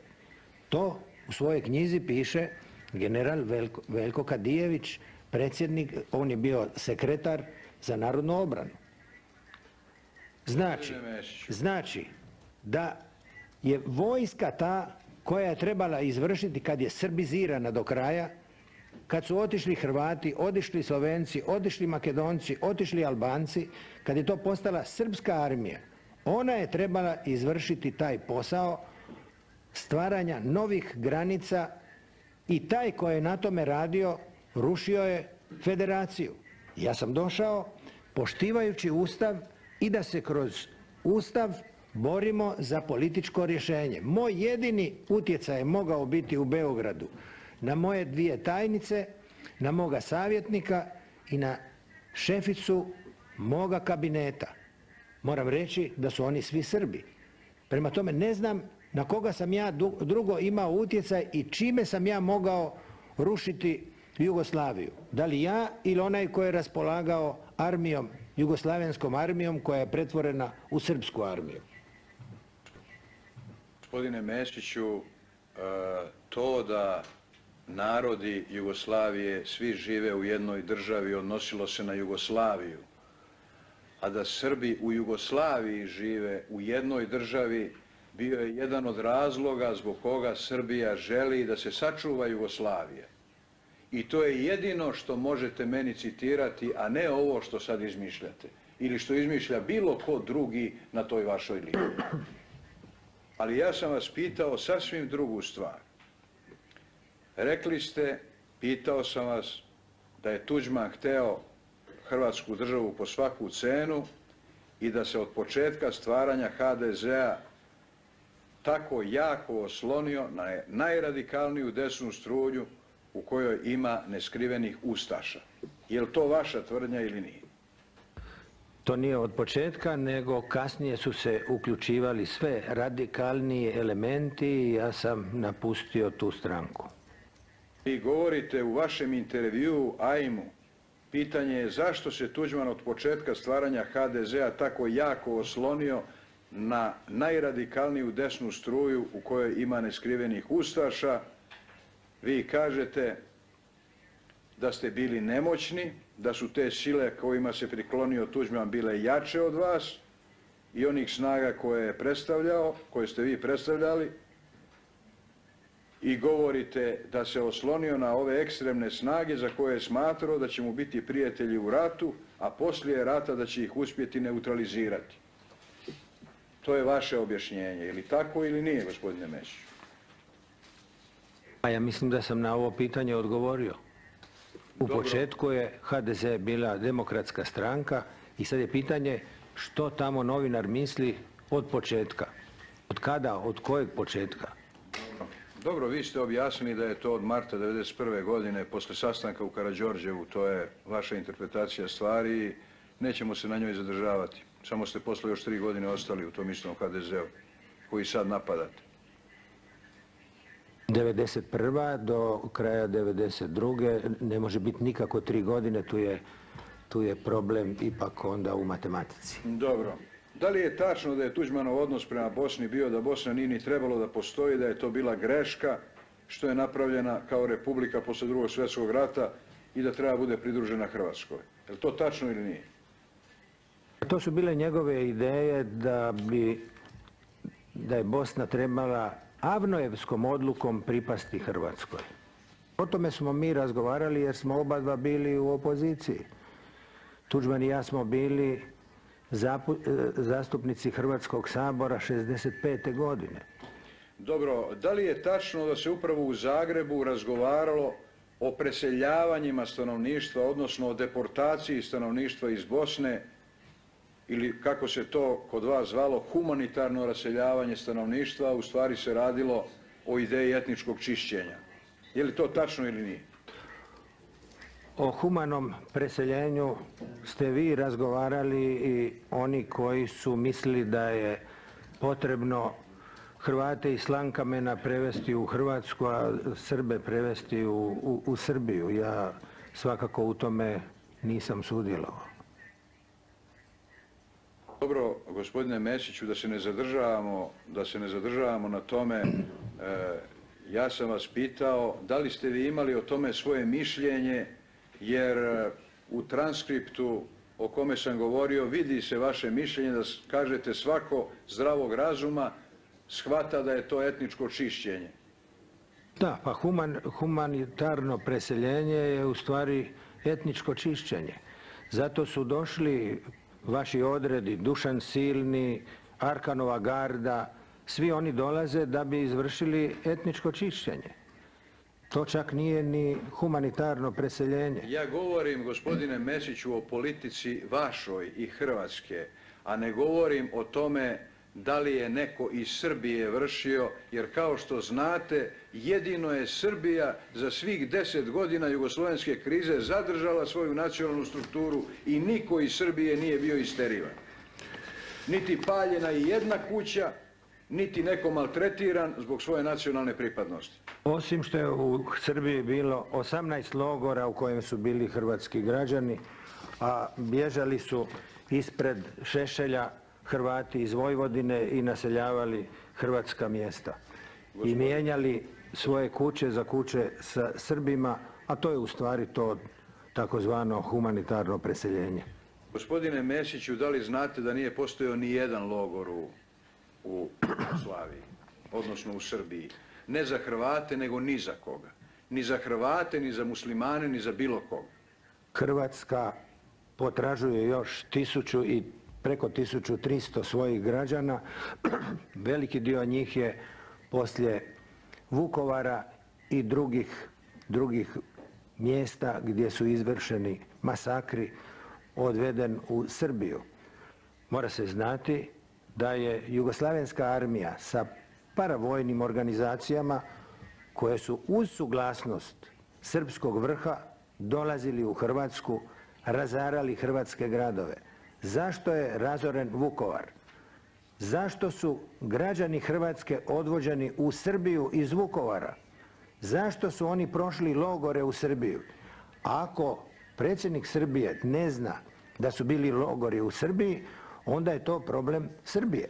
Gospodine Mesiću, da li vam je poznato, na primjer, da kada je počela ta propaganda o postojanju logora u Srbiji, da su se meni obraćale razne strane delegacije koje su dolazile drugim povodima i pitali me za logore, a ja im svakoj od njih odgovarao: izvolite, imam dežurni helikopter, stavite prst na kartu gdje god želite, odvešće vas da vidite da tamo nema, bilo gdje želite u Srbiji, da tamo nema ništa. I posle 2-3 takva odgovora, jedna je delegacija, to su bili Nemci, tražila da ode, pokazala prstom na kartu rudnik u Aleksincu i otišla tamo i našla samo... Ja ću vas prekinuti sada. Vi ovdje niste da svjedočite. Vi ćete moći svjedočiti ako za to dođe vrijeme. Gospodine Mesiću, znate li išta o nekim kontaktima gospodina Miloševića sa stranim delegacijama? Jeste li vidjeli kakva izvješća u tom smislu ili čuli nešto? Ja to ne znam, ali znam da je jugoslavenska vojska zajedno sa paravojnim organizacijama izvela iz Vukovarske bolnice skoro 300 ljudi i da su oni svi likvidirani u Ovčari pokraj Vukovara. Znam isto tako da su građani koji su zarobljeni u tome masakru Vukovara prevezeni u Srbiju. Prvo, to nije tačno, a drugo, molim vas, pogledajte ovu kartu.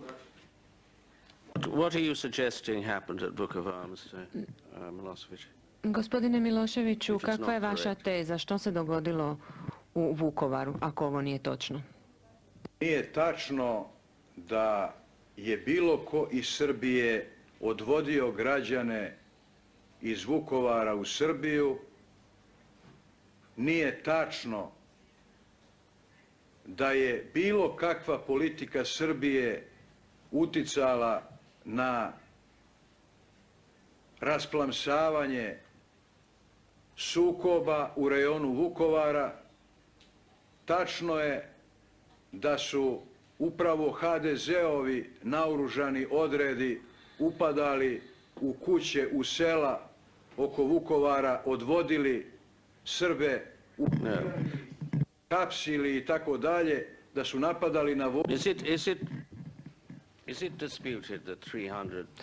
Sporite li da je 300 osoba izvedeno iz bolnice na Ovčaru i tamo likvidirano? Je li to sporite? Ja nemam te podatke, gospodine May, niti ih raspravljam sad, ali pokušat ću da nađem te podatke i da vidim s čim se tu raspolaže. U svakom slučaju mogu odgovorno da tvrdim da nikakve srpske vlasti u tome nisu imale apsolutno nikakvog učešća, niti su srpske vlasti izazvale bilo kakve etničke sukobe u Vukovaru. Etničke sukobe u Vukovaru izazvali su isti oni koje sam malo precitirao, da su izvodili ljude iz kuća po Zagrebu, citirajući U redu. I've asked you some questions about that. Now let's move on to matters which the witness can deal with. Ja sam vam postavio neka pitanja u vezi toga, sada možemo preći na ono u vezi čega nam svjedok može pomoći. Vi znate da vam je vrijeme ograničeno, gospodine Miloševiću, za unakrsno ispitivanje. Znamo da i amici kurije moraju dobiti priliku za pitanja. Hoće li biti dodatnog ispitivanja? Tužitelj. Da, bit će. Gospodine Kay, a amicus? Gospodine Tapuškoviću, koliko tražite vremena? Otprilike nam recite. Teško mogu reći, ja ću gledati da otpoštujem svaku vašu odluku, ali čini mi se da bi mi pola sata bilo zaista neophodno. U redu.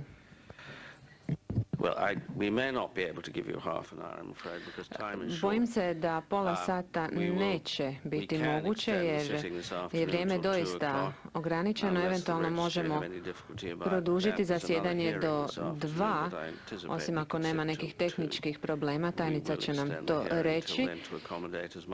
Mislim da u ovoj sudnici ima jedno drugo suđenje popodne, ali mislim da možemo zasjedati do 2.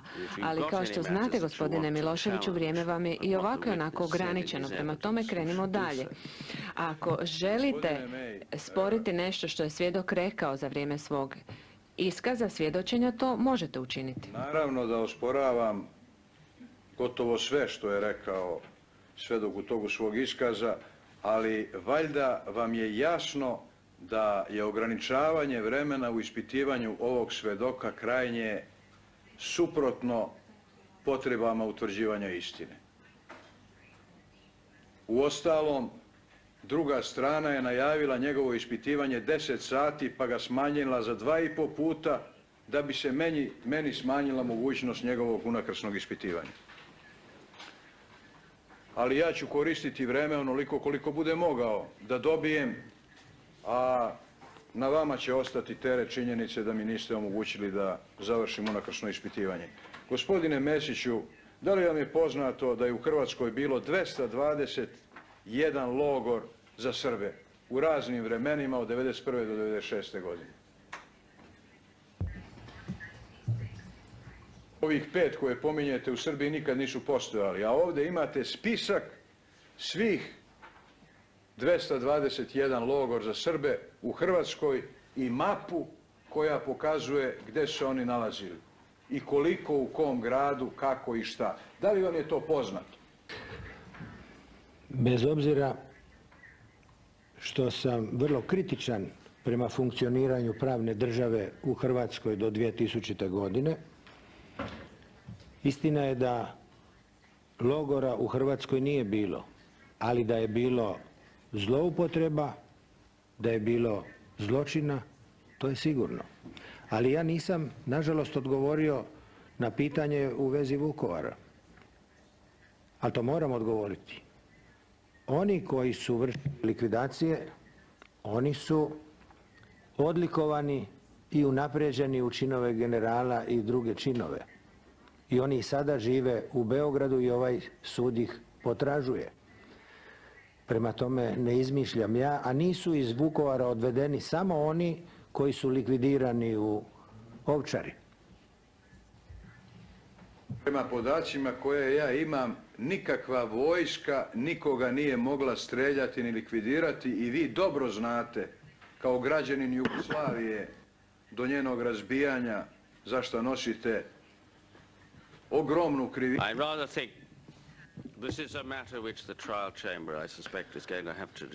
To je stvar o kojoj će odlučiti vijeće kada za to dođe vrijeme. Naime, to su sporna pitanja, prema tome krenimo dalje. Gospodine Mesiću, da u onoj Jugoslovenskoj narodnoj armiji nije mogao postojati oficir koji bi naredio da se streljaju neki civili. Ne, to je upravo ono što sam htio reći. Radi se o prepirci i ni o čemu drugome. Imate li dodatnih pitanja? Ja imam još ogroman broj pitanja, ali molim vas, evo poklonit ću gospodinu Mesiću kartu logora za Srbe 1991. 1996.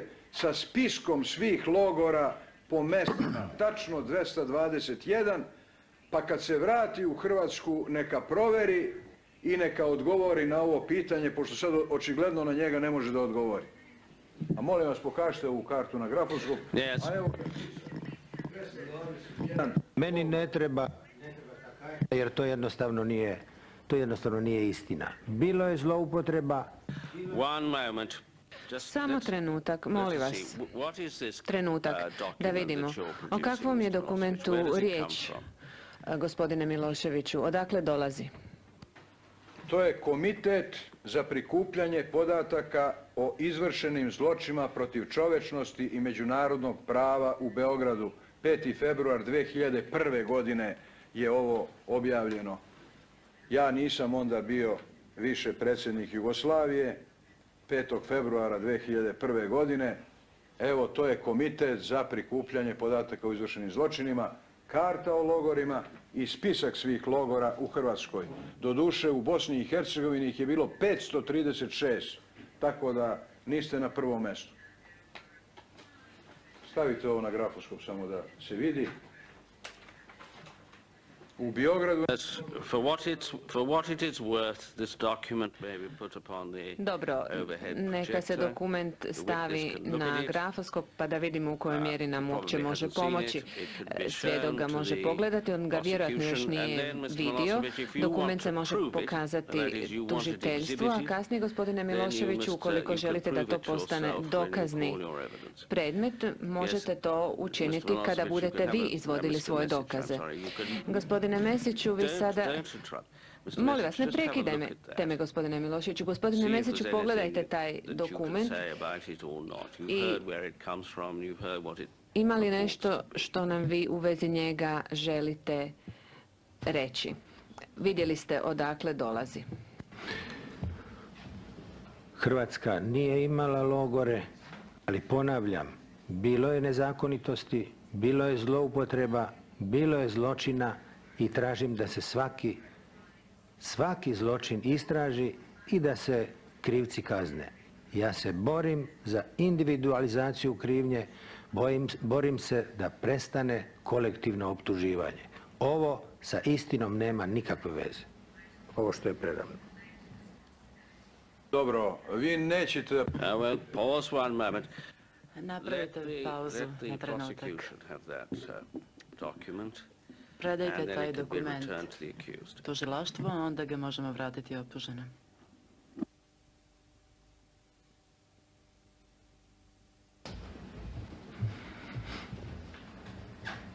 Yes, Mr. Milošević. Da li je Nastavite, tačno gospodine Milošević. da su među generalima koje ste vi naveli da su učestvovali u operacijama u Bosni bili Milivoje Petković, Ante Roso, Slobodan Pralja, general Tolj, koji su zapravo bili u Hrvatskoj vojsci, koji... You're being asked to slow down. Molim vas, prevodioci, da usporite malo. Naročito kad čitate imena i podatke. Da, neki generali su sami rekli da su bili u Bosni, ali to su rekli naknadno. Šta su rekli na? Naknadno. Naknadno. A vi tvrdite da su ovi bili Petković, Roso... Ja ne Pralja, tvrdim Tolj. ništa, ja samo kažem da su oni rekli. Neki su rekli da su bili u Bosni.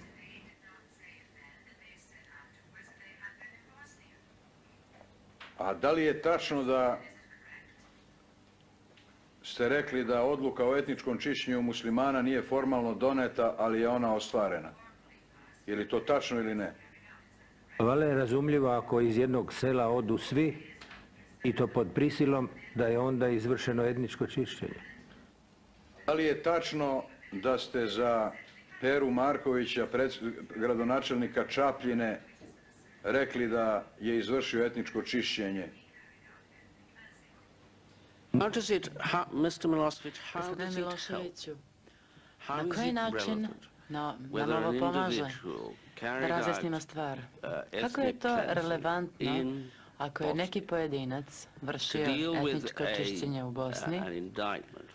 Kako nam to pomaže What you must understand is that da attacking raspravimo others ovu is not a form optužnicu? of Morate defense, razumeti da napadanje drugih and nije therefore the odbrana. relevance is strictly limited. Zbog toga se ovdje ograničavamo Now, striktno na what is relevantne under stvari. investigation in this trial Ono što is the se activities which are alleged in the indictment. istražuje u ovom For you to suđenju attack the others su is no navodi defense iz and optužnice. of little if any relevance.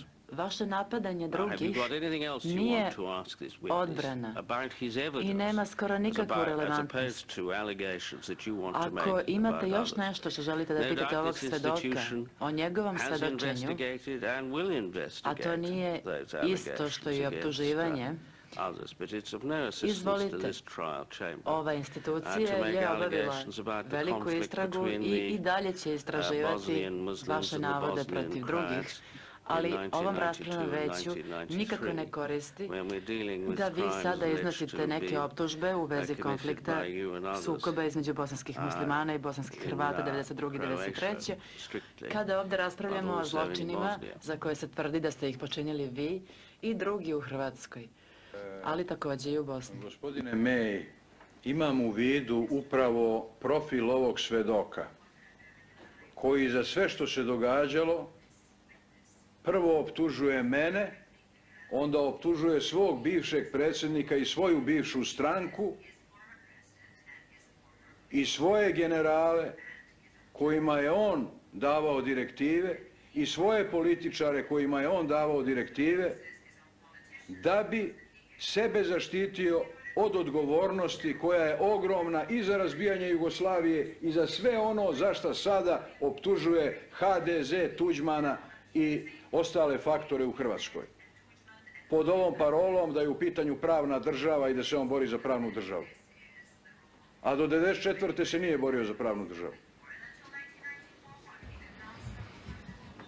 The accusations which a witness may make are not Optužbe relevant. koje može It is iznositi evidence svedok which he makes. nisu relevantne. It's on that Relevantno which je you should njegovo concentrate. svedočenje, ono što je on rekao i na to treba da se usredsredite. Ja svjedočim o onim činjenicama koje su meni poznate, a ne mogu o onima koje meni nisu poznate. Dobro, gospodine Mesiću, ko je srušio most u Mostaru? Je li tačno da su ga srušile hrvatske snage?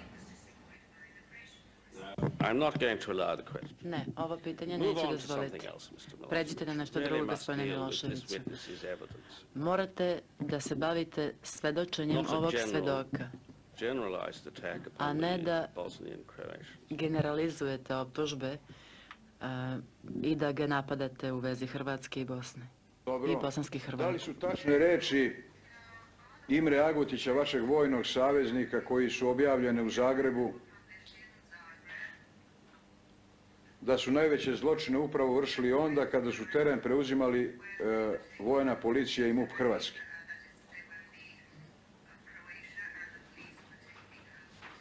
Which terrain are you talking about? Kom terenu govorite? No, Mr. Milosevic, yes. Gospodine Miloševiću, Another question. And move off this topic. drugo Move on to pitanje. something more relevant. I udaljite se od ove teme. Pređite na nešto što je relevantno. Su veličanstvene jer su omogućile Hrvatskoj da dođe na svaki pedalj Hrvatske države i da uspostavi funkcioniranje institucija Hrvatske države. U tim bitkama, kao što se i inače događa, dogode se i zločini. Ja se zalažem da svatko odgovara za ono što je počinio. Hrvatska je donijela Ustavni zakon o suradnji sa Haškim tribunalom. Zalažem se da se svakome omogući obrana koji je osumnjičen da odgovara pred Haškim tribunalom.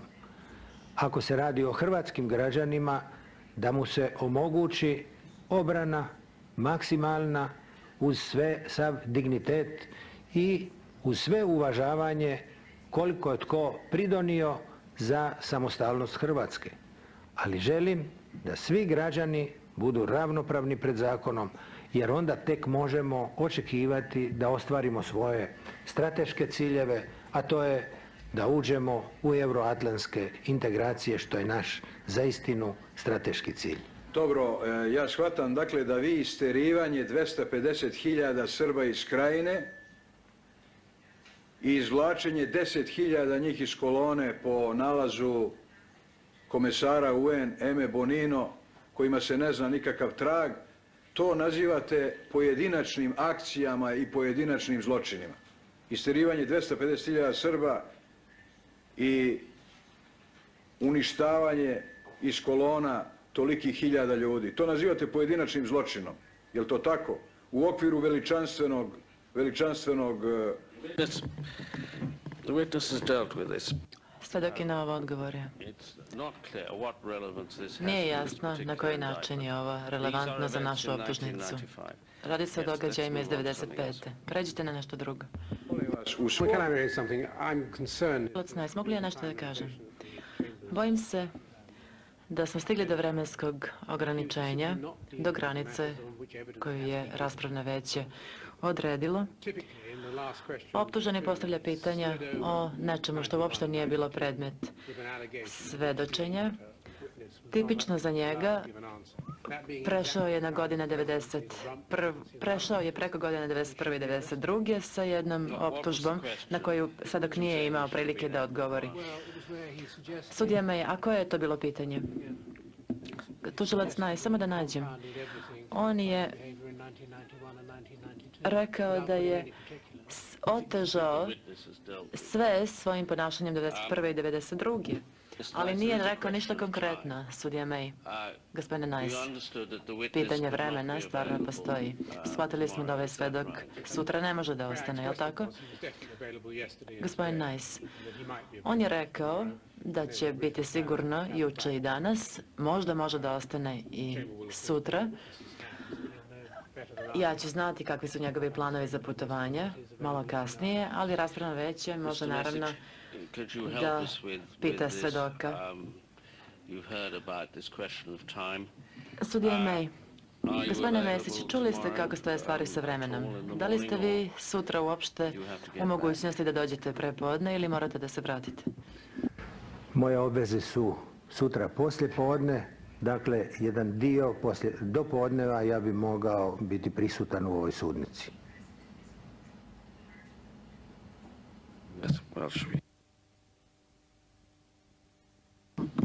Could you be here for an hour? Da li biste mogli da ostanete ovde sutra od 9 do 10 ujutro? Mogu. Thank you. Hvala vam. Well, Mr. Milosevic, you can Gospodine have until, Miloševiću, 2 onda o'clock možete nastaviti do today. 2 danas. You can have a few minutes Možete tomorrow. sutra također iskoristiti nekoliko minuta, ali moramo ostaviti vremena drugim učesnicima u raspravi da unakrsno ispituju. Dobro, gospodine May. U svom intervjuu predsjednici Udruženja književnika Hrvatske, ona se zove Marija Pejakić-Mikuljan, to je Nova Matica, broj 7 od 92. godine, na pitanje kako je došlo od toga da napišete knjigu, vi ste između ostalog rekli: moja je prvobitna zamisao bila da se knjiga zove Kako sam rušio Jugoslaviju. Dobio sam sugestiju gospodina Genšera da možda u Europi takav naslov ne bi dobro prihvatili. Genšer je dodao da smo svi pridonijeli rušenju Jugoslavije. To mi se učinilo prihvatljivim, pa je zato i takav naslov moje knjige. To vi kažete. A onda na sljedeće pitanje: kako prognozirate izgled Balkana nakon završene drame, dakle, vi između ostalog odgovarate: da zaključim, logično je ako je protivnik a priori proglašen đavolom, onda također treba uništiti njegovu đavoljsku obitelj, njegovu đavoljsku zemlju i cijelu njegovu đavoljsku povijest. Sad ovo nameće pitanje: ko je to Srbe a priori unapred proglasio đavolom koga treba uništiti? Da li ste vi to uradili sami ili rukovodstvo u kome ste učestvovali ili u dogovoru sa Genšerom? I kakva je vaša uloga u uspostavljanju takve a priorne kvalifikacije?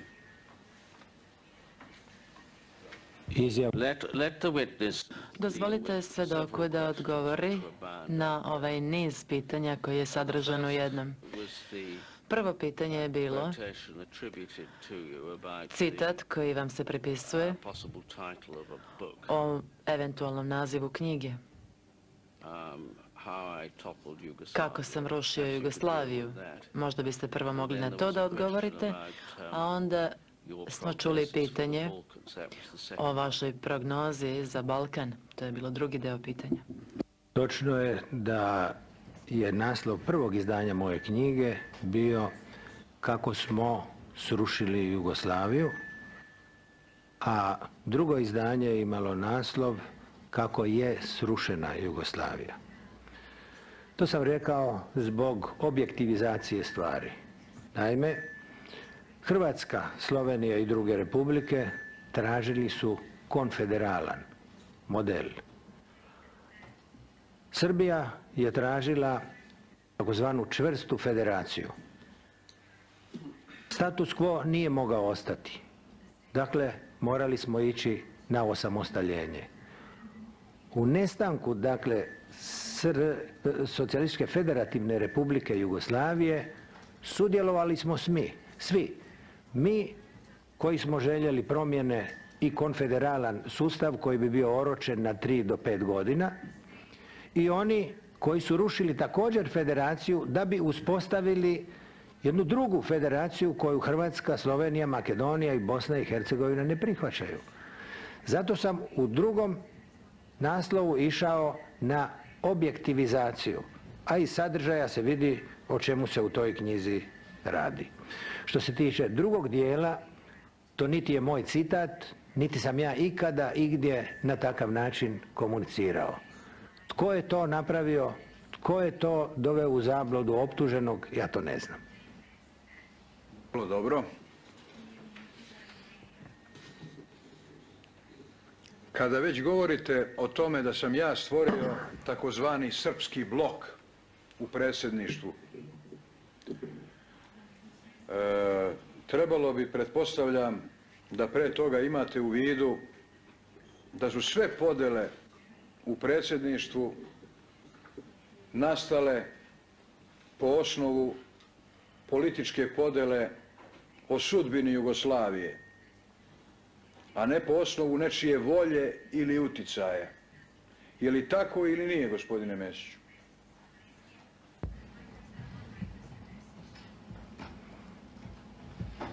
Pa jasno je da je srušeno vodstvo u Kosovu i uništena autonomija, da je srušeno vodstvo u Vojvodini i srušena autonomija i da je bilo srušeno vodstvo u Crnoj Gori.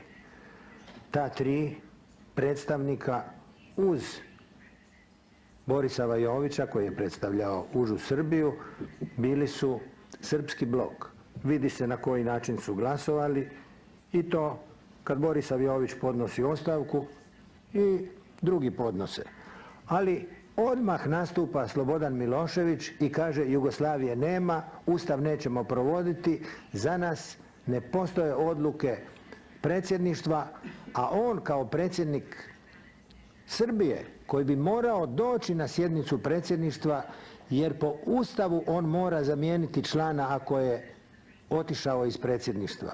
On kaže ja to neću učiniti. Mene sada zanima tko ruši Jugoslaviju. Mi želimo drugi koncept i to je bilo legalno i legitimno. Mislili smo ovakva Jugoslavija je neodrživa. Idemo na model koji je održiv. A ako se ne bude mogla održati, u miru ćemo se razići i između sebe surađivati kao što to rade Česi i Slovaci. Gospodine Mesiću, to što ste sad rekli, rekli ste i juče pa prikazali jednu kasetu koja govori sasvim suprotno.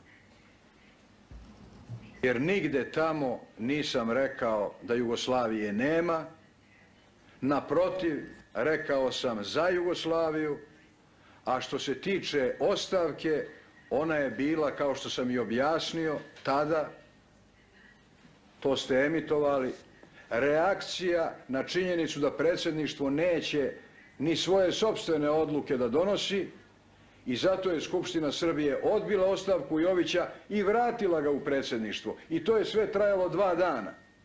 Prema tome, to što sam ja rekao da neću da idem mjesto njega, smatrao sam da on mora da se vrati, da nastavi da radi i da je njegov čin ostavke bio čin reagovanja na činjenicu da predsjedništvo svoje sopstvene odluke neće da sprovodi. I Gde je pitanje? Gde je pitanje za svedoka?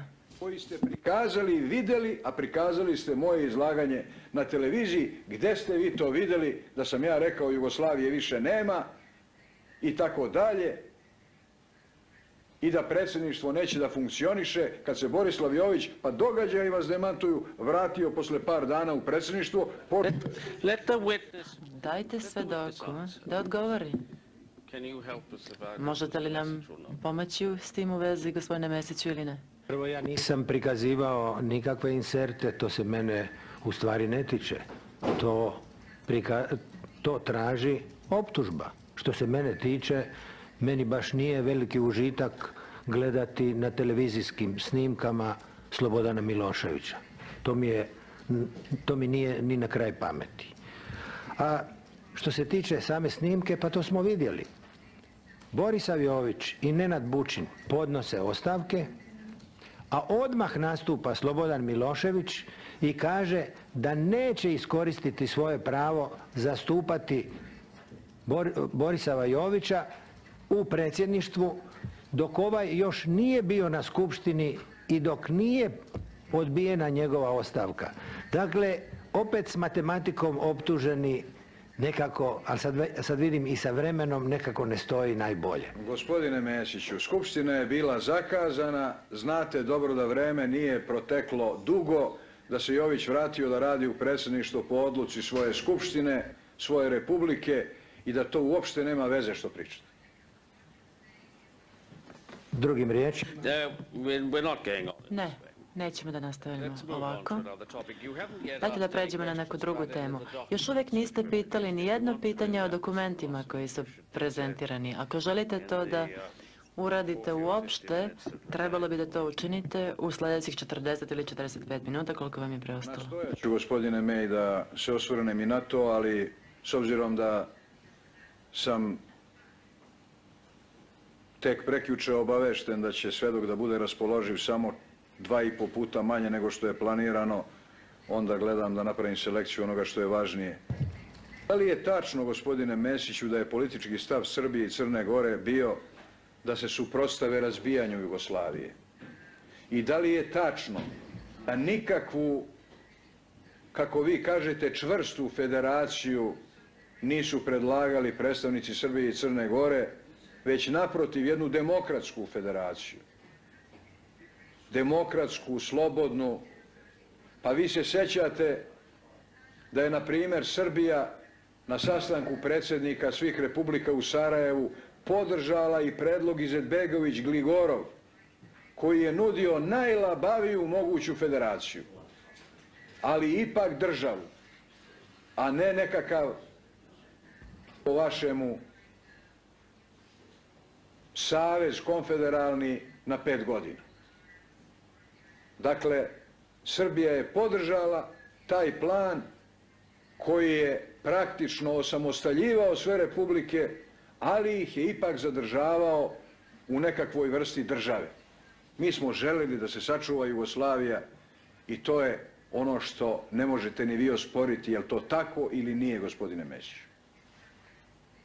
Mislim da je optuženi rekao upravo ono što je trebao reći. Oni su bili protiv Jugoslavije. Nudili su nešto što Hrvatska i Slovenija ne mogu prihvatiti. Dakle, on je protiv tadašnje Jugoslavije. I to ja upravo tvrdim. On je bio protiv Jugoslavije. I zato što je bio protiv, išao je na vojnu opciju, išao je na razaranje Jugoslavije. Ali sa vojnom opcijom. A iz čega ste vi zaključili da smo mi bili protiv Jugoslavije kad je cela javnost sasvim dobro znala da se zalažemo isključivo za opstanak Jugoslavije? I govorili smo da je to najbolje rješenje za sve južnoslovenske narode i da nikome neće biti bolje. A što se tiče sloboda i prava, samostalnosti republika, pa one se nikad nisu dovodile u pitanje. Da smo prihvatili ono što je predlagao optuženi, onda bi nam bilo tako lijepo kao što je bilo Albancima na Kosovu. A tu ljepotu nismo htjeli iskusiti. Da, vi ste u Hrvatskoj bili, koliko razumem, pod nekim pritiscima Srbije sve to vreme dok je trajala Jugoslavija. Ja te pritiske nisam nigde zapazio, pa ne znam gdje ste ih vi zapazili, da li možete mi kažete? Mislim da je pitanje besmisleno. Osim u turizmu možda, pošto je bilo mnogo turista iz Srbije na Jadranskoj obali. Da li je tačno, gospodine Mesiću, da je prva podjela u predsjedništvu nastala povodom vaše izjave da vi želite da budete posljednji predsjednik Jugoslavije?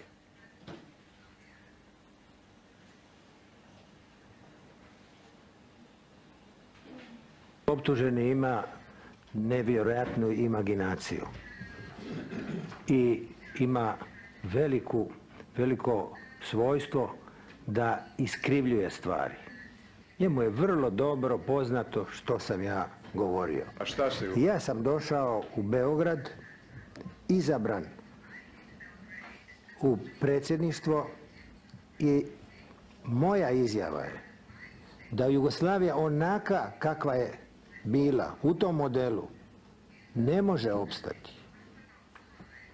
Sve što se poslije događalo potvrdilo je da sam ja bio u pravu i da moramo naći političko rješenje, jer ukoliko ga ne nađemo, bit ću zadnji, ne da ja želim, ja ću biti zadnji predsjednik Jugoslavije.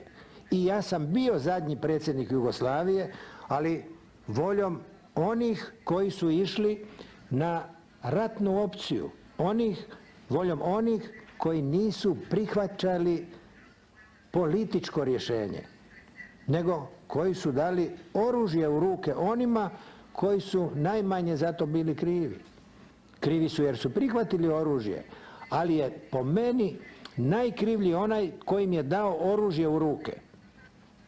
Dakle, nije sporno da ste dolazeći na funkciju predsjednika, odnosno člana predsjedništva iz Hrvatske, rekli da Jugoslavija ne može da opstane i vama nije jasno, dakle, vi ne prihvatate da je to bio uzrok podjela u predsjedništvu, dakle, takve vaše izjave, odnosno nespojivost takvih vaših izjava sa dužnošću.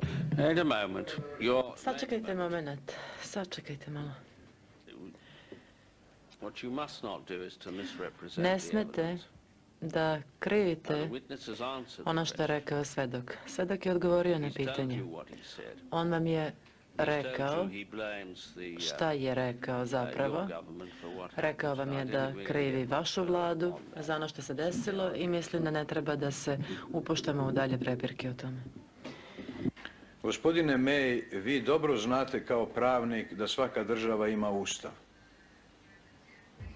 I da dok se taj ustav ne promeni, makar on bio loš, da taj ustav važi. I da kad kažem da su izjave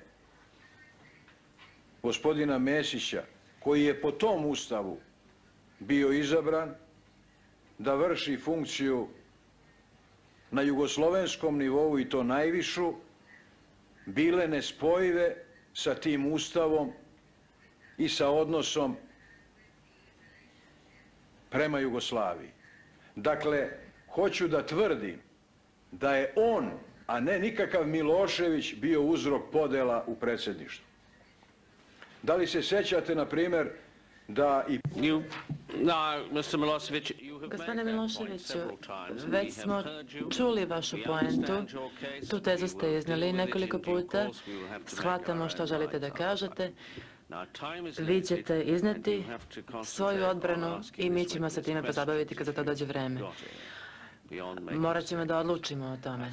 Vreme je za sada ograničeno i predlažem vam da se skoncentrišete na ovog svedoka, na njegovo svedočenje, a ne da dajete izjave. Pređite bolje na drugu temu. Vaša teza je da sam ja prisilio Crnu Goru da ne prihvati Carringtonov plan.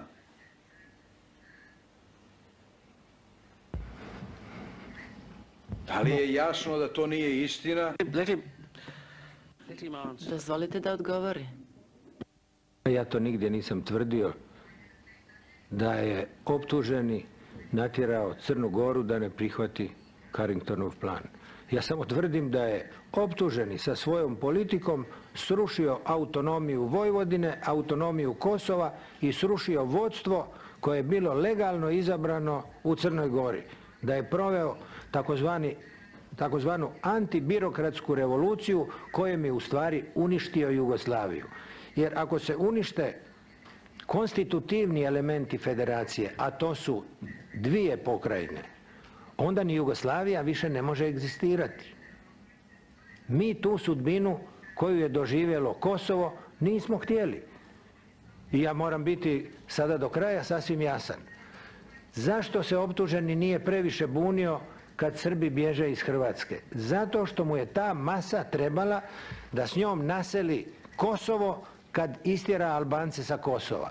To je taj plan kojeg je imao optuženi. Izbaciti Albance i dovesti Srbe iz Hrvatske. To je bio njegov plan. I da destabilizira Albaniju i da destabilizira i Makedoniju, jer će ona masa Albanaca koja dođe, jasno, destabilizirati te dvije slabe zemlje. To je bio njegov plan i računao je da će on biti faktor kojeg će međunarodna zajednica tražiti da smiri cijeli region. Ali djelovao je NATO pakt i zaustavio te njegove paklene planove. Gospodine Mesiću, vaša imaginacija je zaista za svako divljenje, ali nažalost ima veoma velike defekte. Prvo što se tiče Crne Gore, da li se sjećate da je u Crnoj Gori sproveden referendum? Dakle, ne antibirokratska revolucija koja je nešto zarobila narod i počinila ga, nego je na referendumu građana Crne Gore, da su se na referendumu oni opredelili za Jugoslaviju, a ne pod bilo kakvim pritiskom. Je li to istorijska činjenica? Yes. Ja sam na to odgovorio. Sve što je rađeno na tome prostoru, rađeno je voljom i voljom ne samo Miloševića, nego njegovog režima. Rušenje ovih vodstava bila je njegova volja. On je držao govore pred milijunskom masom. On je mobilizirao ljude.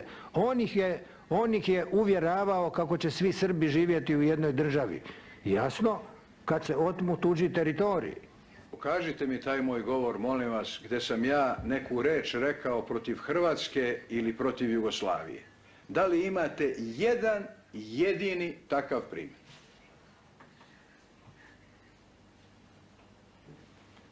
Svakako ako se tvrdi da Srbi u Hrvatskoj imaju pravo na samoopredjeljenje, a oni donose odluku, ne Srbi u Hrvatskoj, nego pobunjeni Srbi, da ne bi netko mislio da ja okrivljujem Srbe u Hrvatskoj. Najveći dio Srba je živio u Zagrebu, njih je više u Zagrebu nego u cijeloj krajini. Ja govorim o pobunjenom dijelu Srba.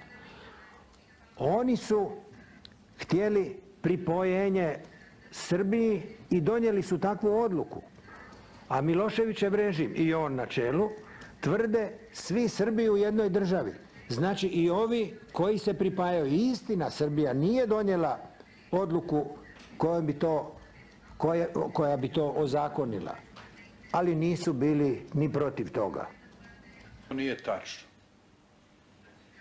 To je jednostavno najobičnija laž, a svako pominjanje jedne države odnosilo se na Jugoslaviju kao naš zajednički interes svih jugoslovenskih naroda i ja sam govorio tako jedino svi Srbi mogu živjeti u jednoj državi ako se sačuva Jugoslavija, ali i svi muslimani mogu živjeti u jednoj državi ako se sačuva Jugoslavija i svi drugi jugoslovenski narodi koji su rasojani širom Jugoslavije i to nikome nije smetalo. To je ono što je istina, gospodine Mesiću. Ja mislim da vas pamćenje služi dobro i da vi sad špekulišete. Je li to tačno ili ne? mene pamćenje sasvim sigurno dobro služi, jer je optuženi rekao, ako Slovenci žele otići, neka odu. Ako idite bre što pre. Ako Hrvati žele otići, neka odu. Ali očito svi Srbi ostaju u jednoj državi. Drugim riječima, oni sa teritorijem ostaju u toj državi koju on naziva dalje ta Jugoslavija. Ja je zovem invalidna Jugoslavija, on je zove drugčije, ali u redu, svako ima pravo. Mesiću, da li iz ovoga što ste sad rekli, vi potvrđujete da Srbi u Hrvatskoj su pod vašom vlašću izgubili svojstvo konstitutivnog naroda, dakle naroda koji ostvaruje pravo na samoopredeljenje? Da li vi to potvrđujete? Pravo koje su imali po svim ustavima do Ustava 90. godine. Da li vi to potvrđujete ovom vašom izjavom? Srbi su ostvarili svoje ustavno pravo na samoopredeljenje i formirali su Republiku Srbiju. Ne znam zašto... U Hrvatskoj, gospodine Mesiću, ne govorimo o Srbima u Srbiji, nego Srbima u Hrvatskoj. Srbi u Hrvatskoj su imali status konstitutivnog naroda u Hrvatskoj i to nije bilo... Mislim da ovo degeneriše u prepirku koja nas nikuda ne vodi. Ovo su možda pitanja koja ćemo upravo morati da razrešimo na kraju. S ovim svedokom vi ne napredujete nimalo, besmisleno je da nastavljate dalje, unakrsno ste ga ispitali vrlo temeljno, sada pređite na neku drugu temu, ako želite. Samo, da li je vama jasno da kada govorite o Vojvodini i Kosovu da je reč o autonomnim pokrajinama unutar Srbije, te prema tome ne možete to prenositi na Hrvatsku, na Sloveniju, na Bosnu i Hercegovinu, na Makedoniju. Prema tome, unutrašnje ustavne promjene u Srbiji bile su stvar Srbije. Dakle, ne stvar Hrvatske. Nije Vojvodina u Hrvatskoj, nego u Srbiji. Da li i to pravo odričete Srbiji da se unutar sebe uredi onako kako smatra da je najbolje?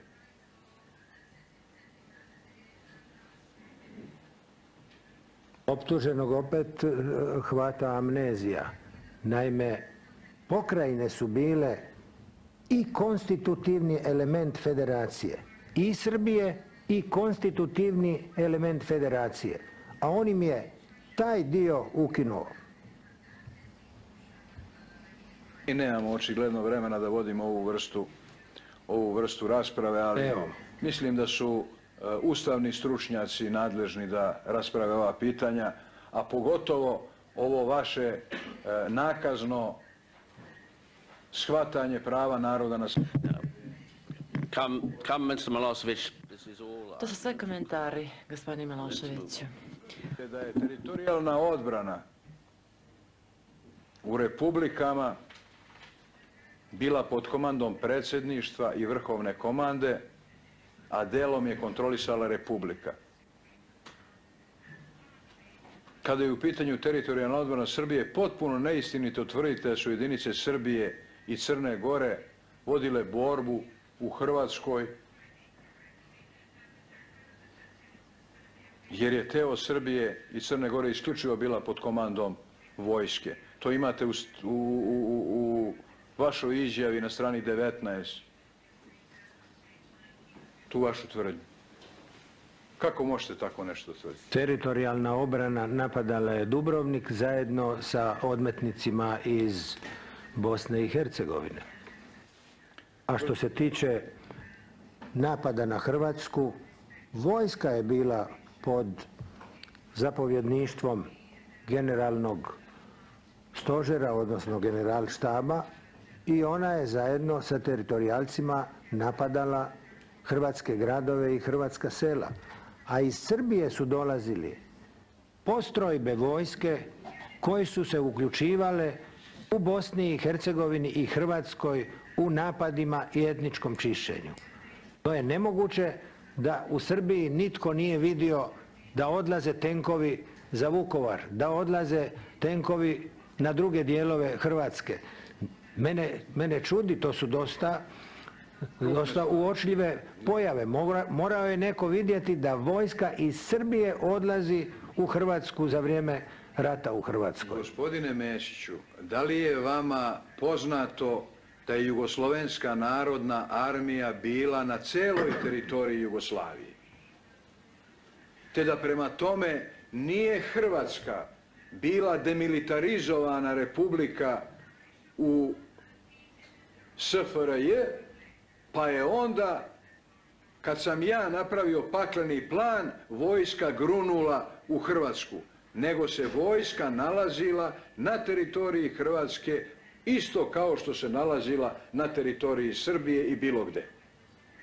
Da li je to vama jasno i da li je vama jasno da se to događalo u vreme napada na vojsku, sukoba s vojskom, vaših odluka da se istera vojska, jugoslovenska vojska, dakle ne srpska vojska, nego jugoslovenska vojska, što je sve bilo neustavno.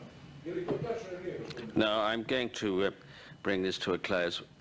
Ne, ovo ću ja sada privesti kraju. Gospodine Mesiću, iznesen je navod da kao prvo jugoslavenska vojska je već bila u Hrvatskoj, prema tome nije stvar bila u tome da ona dovedena tamo. Drugo,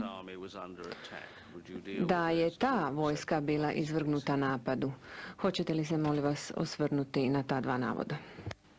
Vrlo rado. Radi se o tome da su iz garnizona Jugoslavenske armije, koja je postala srpska jer je do kraja srbizirana, ja sam već rekao da su drugi narodi izašli, i komandni sastav i vojnici. I da je ta vojska naoružavala odmetnike. I zbog toga su bili pod blokadom, da ne bi nastavili sa naoružavanjem onih koji ruše institucije Hrvatske države. Ali molim lijepo, Novi Sad nije u Hrvatskoj, a Novosadski korpus napada Vukovar. Beograd nije sigurno u Hrvatskoj, a iz Beograda dolaze jedinice, gardijske jedinice koje napadaju Vukovar. To je netko mora uočiti. Uočili su makar oni koji su te jedinice i te sudionike u tom agresivnom ratu unapređivali i davali im odlikovanja. A to vrlo dobro zna optuženi o kome se radi. Gospodine Mesiću, vi kao što dobro znate, armijske oblasti nisu bile podudarne s granicama republika. U Saveznoj Republici Jugoslaviji ni sada nisu podudarne s granicama republika. Na primjer, druga armijska oblast, čije je sedište u Podgorici, u glavnom gradu Crne Gore, zahvata i veliki deo zapadne Srbije. Nisu postojale republičke jugoslovenske narodne armije, nego je postojala jedinstvena jugoslovenska narodna armija, za koju ste vi doneli odluku, naću vam tačno podatak i kada, da se istera sa teritorije Hrvatske, da se blokiraju garnizoni, da im se iseče struja, voda, da se napadaju vojnici, da se ubijaju, da se prebijaju, hapse i tako dalje. Da li je vama to poznato ili nije, gospodine Mesiću? Optuženi vrlo dobro zna da je to samo jedan falsifikat, jer nikakve odluke niti sam mogao donositi, niti sam donosio. Ali da nikakva vojska iz Srbije nije smjela razarati hrvatske gradove, to optuženi vrlo dobro zna i mene bi zanimalo gdje je stavio protest da tenkovi iz Srbije idu razarati hrvatske gradove. Gdje je on to protestirao? Gospodine Mesiću, kad je bilo granatiranje Dubrovnika, ja sam bio zajedno s vašim tadašnjim predsjednikom na konferenciji s Lordom Carringtonom i onda sam rekao da smatram da je suludo bilo kakav sukob, da je Dubrovnik hrvatski grad i da to nema veze sa onim što vi govorite. Ali da se vratimo na tu vašu priču o srbiziranoj vojsci. Jer ta konstrukcija o uticaju srpskog bloka je posebno besmislena kad se imaju u pitanju vojni kadrovi. Je li Veljko Kadijević bio na čelu kao hrvatski kadar, general iz Hrvatske, pola Srbin, pola Hrvat? Je li Adžić bio iz Bosne i Hercegovine? Je li Brovet bio Slovenac? Je li Jurjević također bio... Ne, vi ovdje ne svjedočite.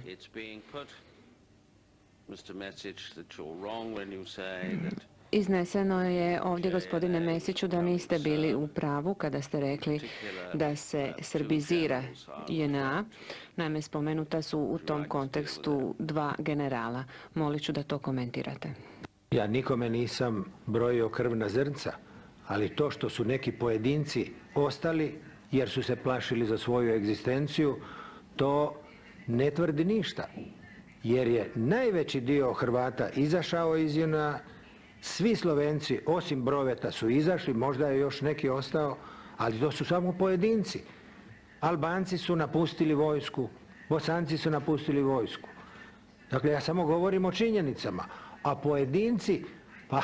pojedinci samo potvrđuju pravilo. Gospodine Mesiću, da li vi znate da ni 99. godine, ni 2000. godine vojska Jugoslavije nije bila etnički čista?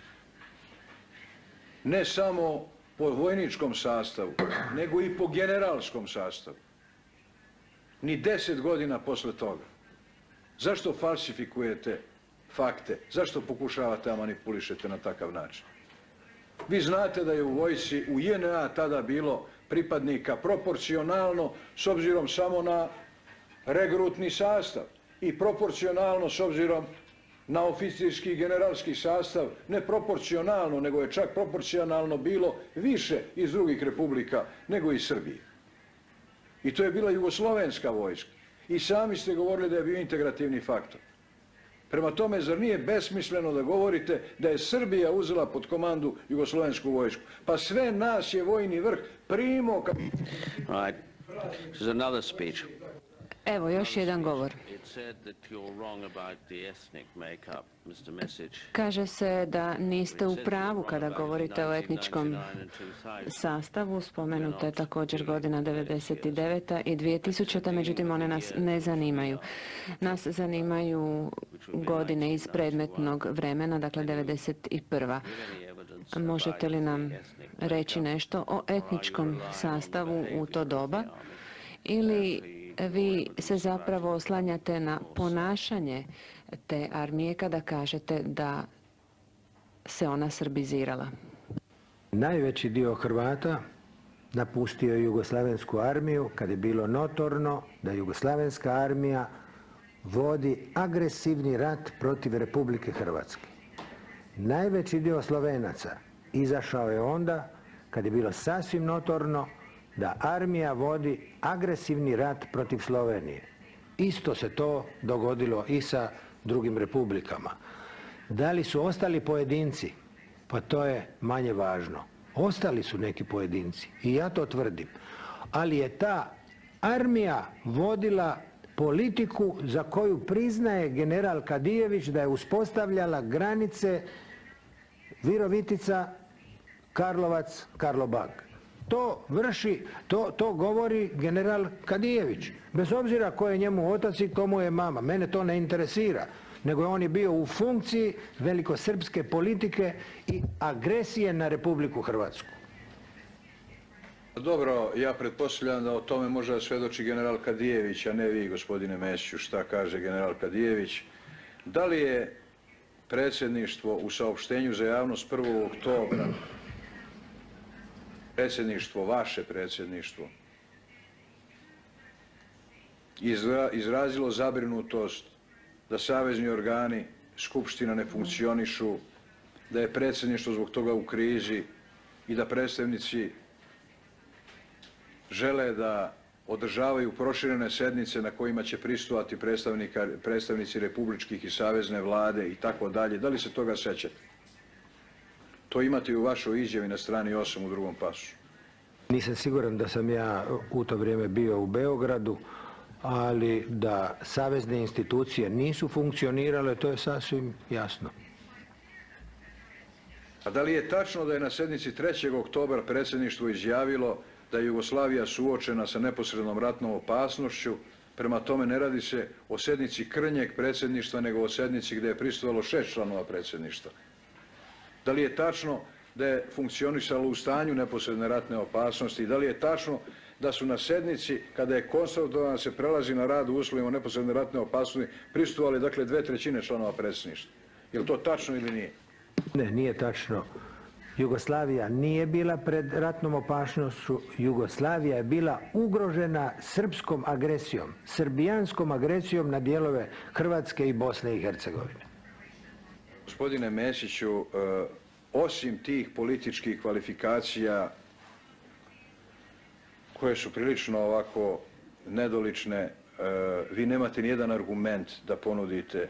Reč je bila o napadu na Jugoslaviju, o ratu protiv Jugoslavije, o secesiji protivustavnoj i nasilnoj, o isterivanju jedinica vojske Jugoslavije sa teritorije Republike Hrvatske. Molim vas, vaša konstrukcija o tome da sam ja naređivao Kadijeviću, da nije možda i to napisao. Gospodine Miloševiću, nismo ovdje da slušamo govore. Za danas smo skoro završili.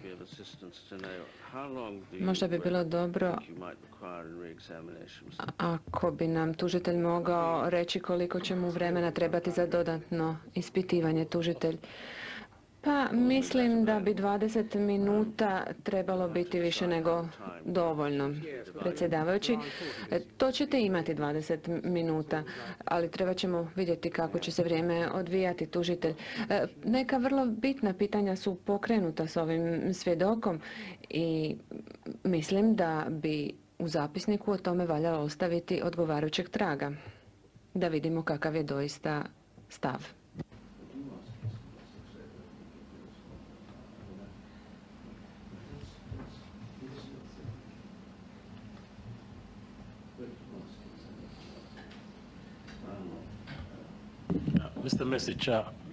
Sudac Robinson.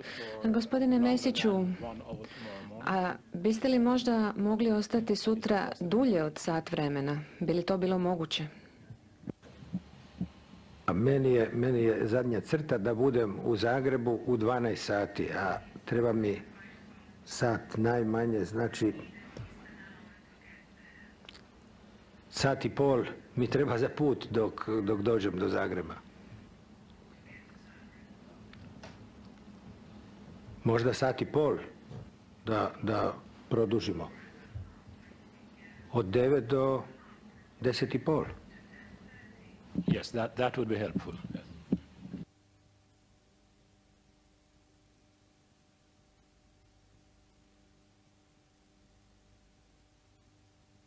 Very well.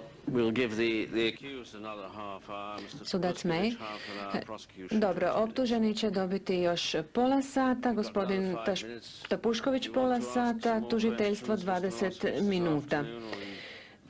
Imate još 5 minuta, gospodine Miloševiću. Jeste li za danas završili ili imate još pitanja? U kakvoj bi, ako bi ta vaša tvrdnja bila tačna, u kakvoj bi obavezi mogla biti vojska da mene posluša, da sam ja, na primjer, nešto naredio vojsci tadašnje Jugoslovenske narodne armije, kakvu je to obavezu mogla ona imati da mene posluša?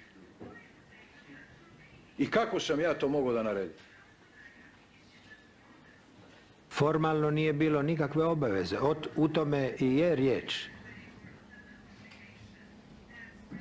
Vi ste samo bili naredbodavac toj vojsci i kad sam pitao generala Kadijevića zašto sluša samo vas, rekao je u Srbiji su drugi svi još gori od njega. A to onda sa generalom Kadijevićem raspravite. Koliko znam, vi ste ga pitali što on uopšte komunicira sa mnom, a ne zašto mene sluša, jer kao što znate to nije tačno. General Kadijević kao sekretar Narodne obrane nikada za čitavo moje službovanje u Beogradu nije došao k meni. A sjetite se koliko ste puta vi s njim razgovarali. Kao i vi, verovatno manje nego vi. Opet, kao njegov vrhovni komandant. opet me tjerate na smijeh, a nije mjesto gdje se možemo Dobro, smijati. recite mi, molim vas, vi na strani 17 izjave govorite da je krnje predsjedništvo izvelo puč civilnom vojstvu zemlje. Da li je krnje predsjedništvo nastalo kao posljedica vaše opstrukcije rada tog organa federacije i od strane onih članova predsjedništva koji su sledili tu vašu opstrukciju, ili je nastalo tako što oni koji su dolazili na sjednice predsjedništva su nastavili da izvršavaju svoje obaveze? Da li je ono učinjeno krnjim vašim izlaskom iz njega ili time što su oni ostali na svojim dužnostima odgovorni prema svojim obavezama? Da li tu ima neke logike, gospodine Mesiću? Krnje predsjedništvo nije moglo biti uspostavljeno nikakvim legitimnim i legalnim sredstvima. Nikakvim ekstenzivnim tumačenjem Hrvatskog ustava. To je ilegalna grupa ljudi koja je uvela izvanredno stanje. Po dogovoru i uz sugestije Slobodana Miloševića, jer on je imao jedini utjecaj na te ljude, na to krnje predsjedništvo. A ja ću vam reći jedan podatak. Moj savjetnik je ostao u Beogradu. Tamo prostorija u kojoj je zasjedalo predsjedništvo, a kasnije krnje predsjedništvo, bilo je vezano vratima sa nekadašnjim mojim kabinetom. Moj savjetnik je slušao o čemu se razgovara. I preko Mađarske je došao u Hrvatsku i meni podnio izvješće. Tako da sam ja znao što se razgovara u krnjem predsjedništvu. Slobodan Milošević je tražio da se ostavi Vukovar i da vojska ide na Zagreb.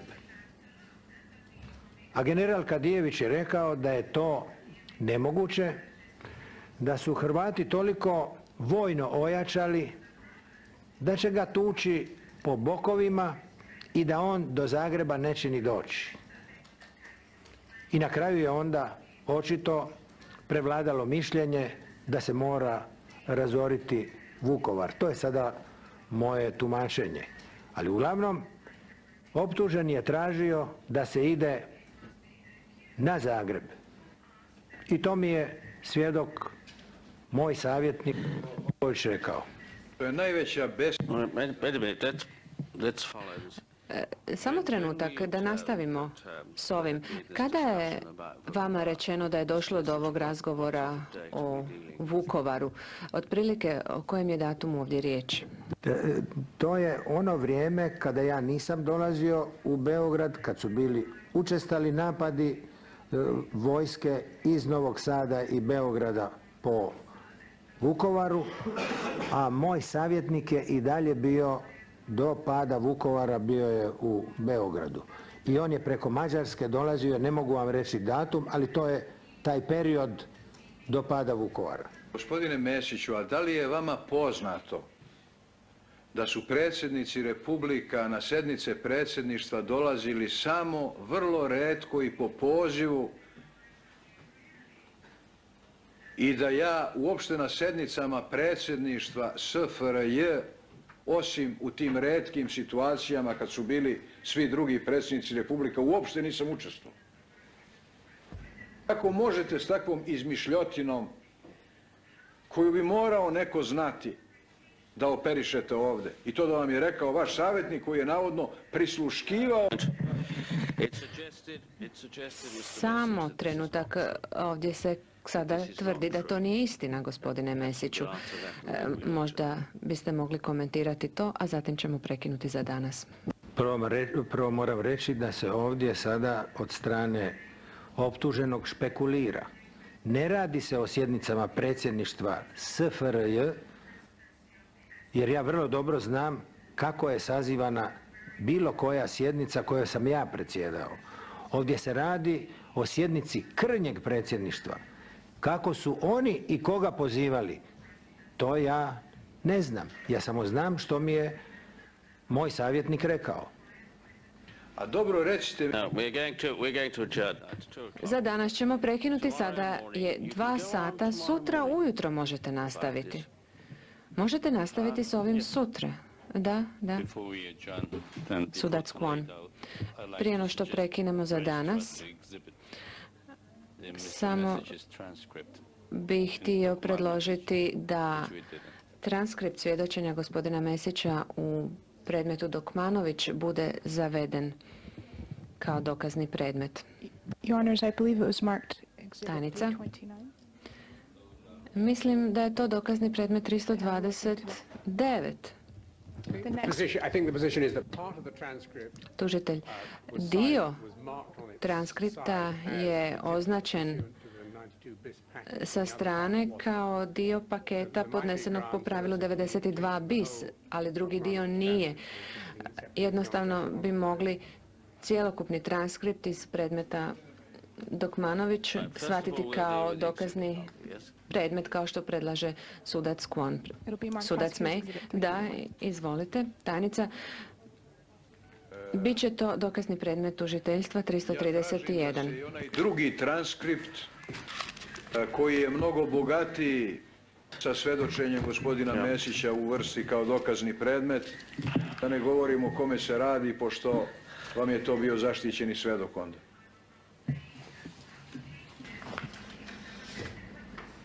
We haven't seen that. Is there any objection to that? To nismo vidjeli, imali kakvih prigovora. Tužitelj, pa razmislit ću do sutra. Problem je što ni u jednom od slučaja se broj stranica koje je dao optuženi ne poklapa sa brojem stranica koje i mi imamo, no pogledat ćemo o čemu se radi. Sudac May, u redu, to ćemo razmotriti do sutra. Podsjećam sve da zasjedamo sutra Tomorrow. od 9 do 4 i 4 or half past tomorrow. 30. Dakle, 4 ili 4 i 30. Gospodine Mesiću, dakle, biste li, molim vas, došli sutra ujutro na prvi dio rasprave? Thank you. 9 o'clock. Hvala. Nastavljamo All sutra rise. u 9. Veuillez vous lever. Molimo, ustanite.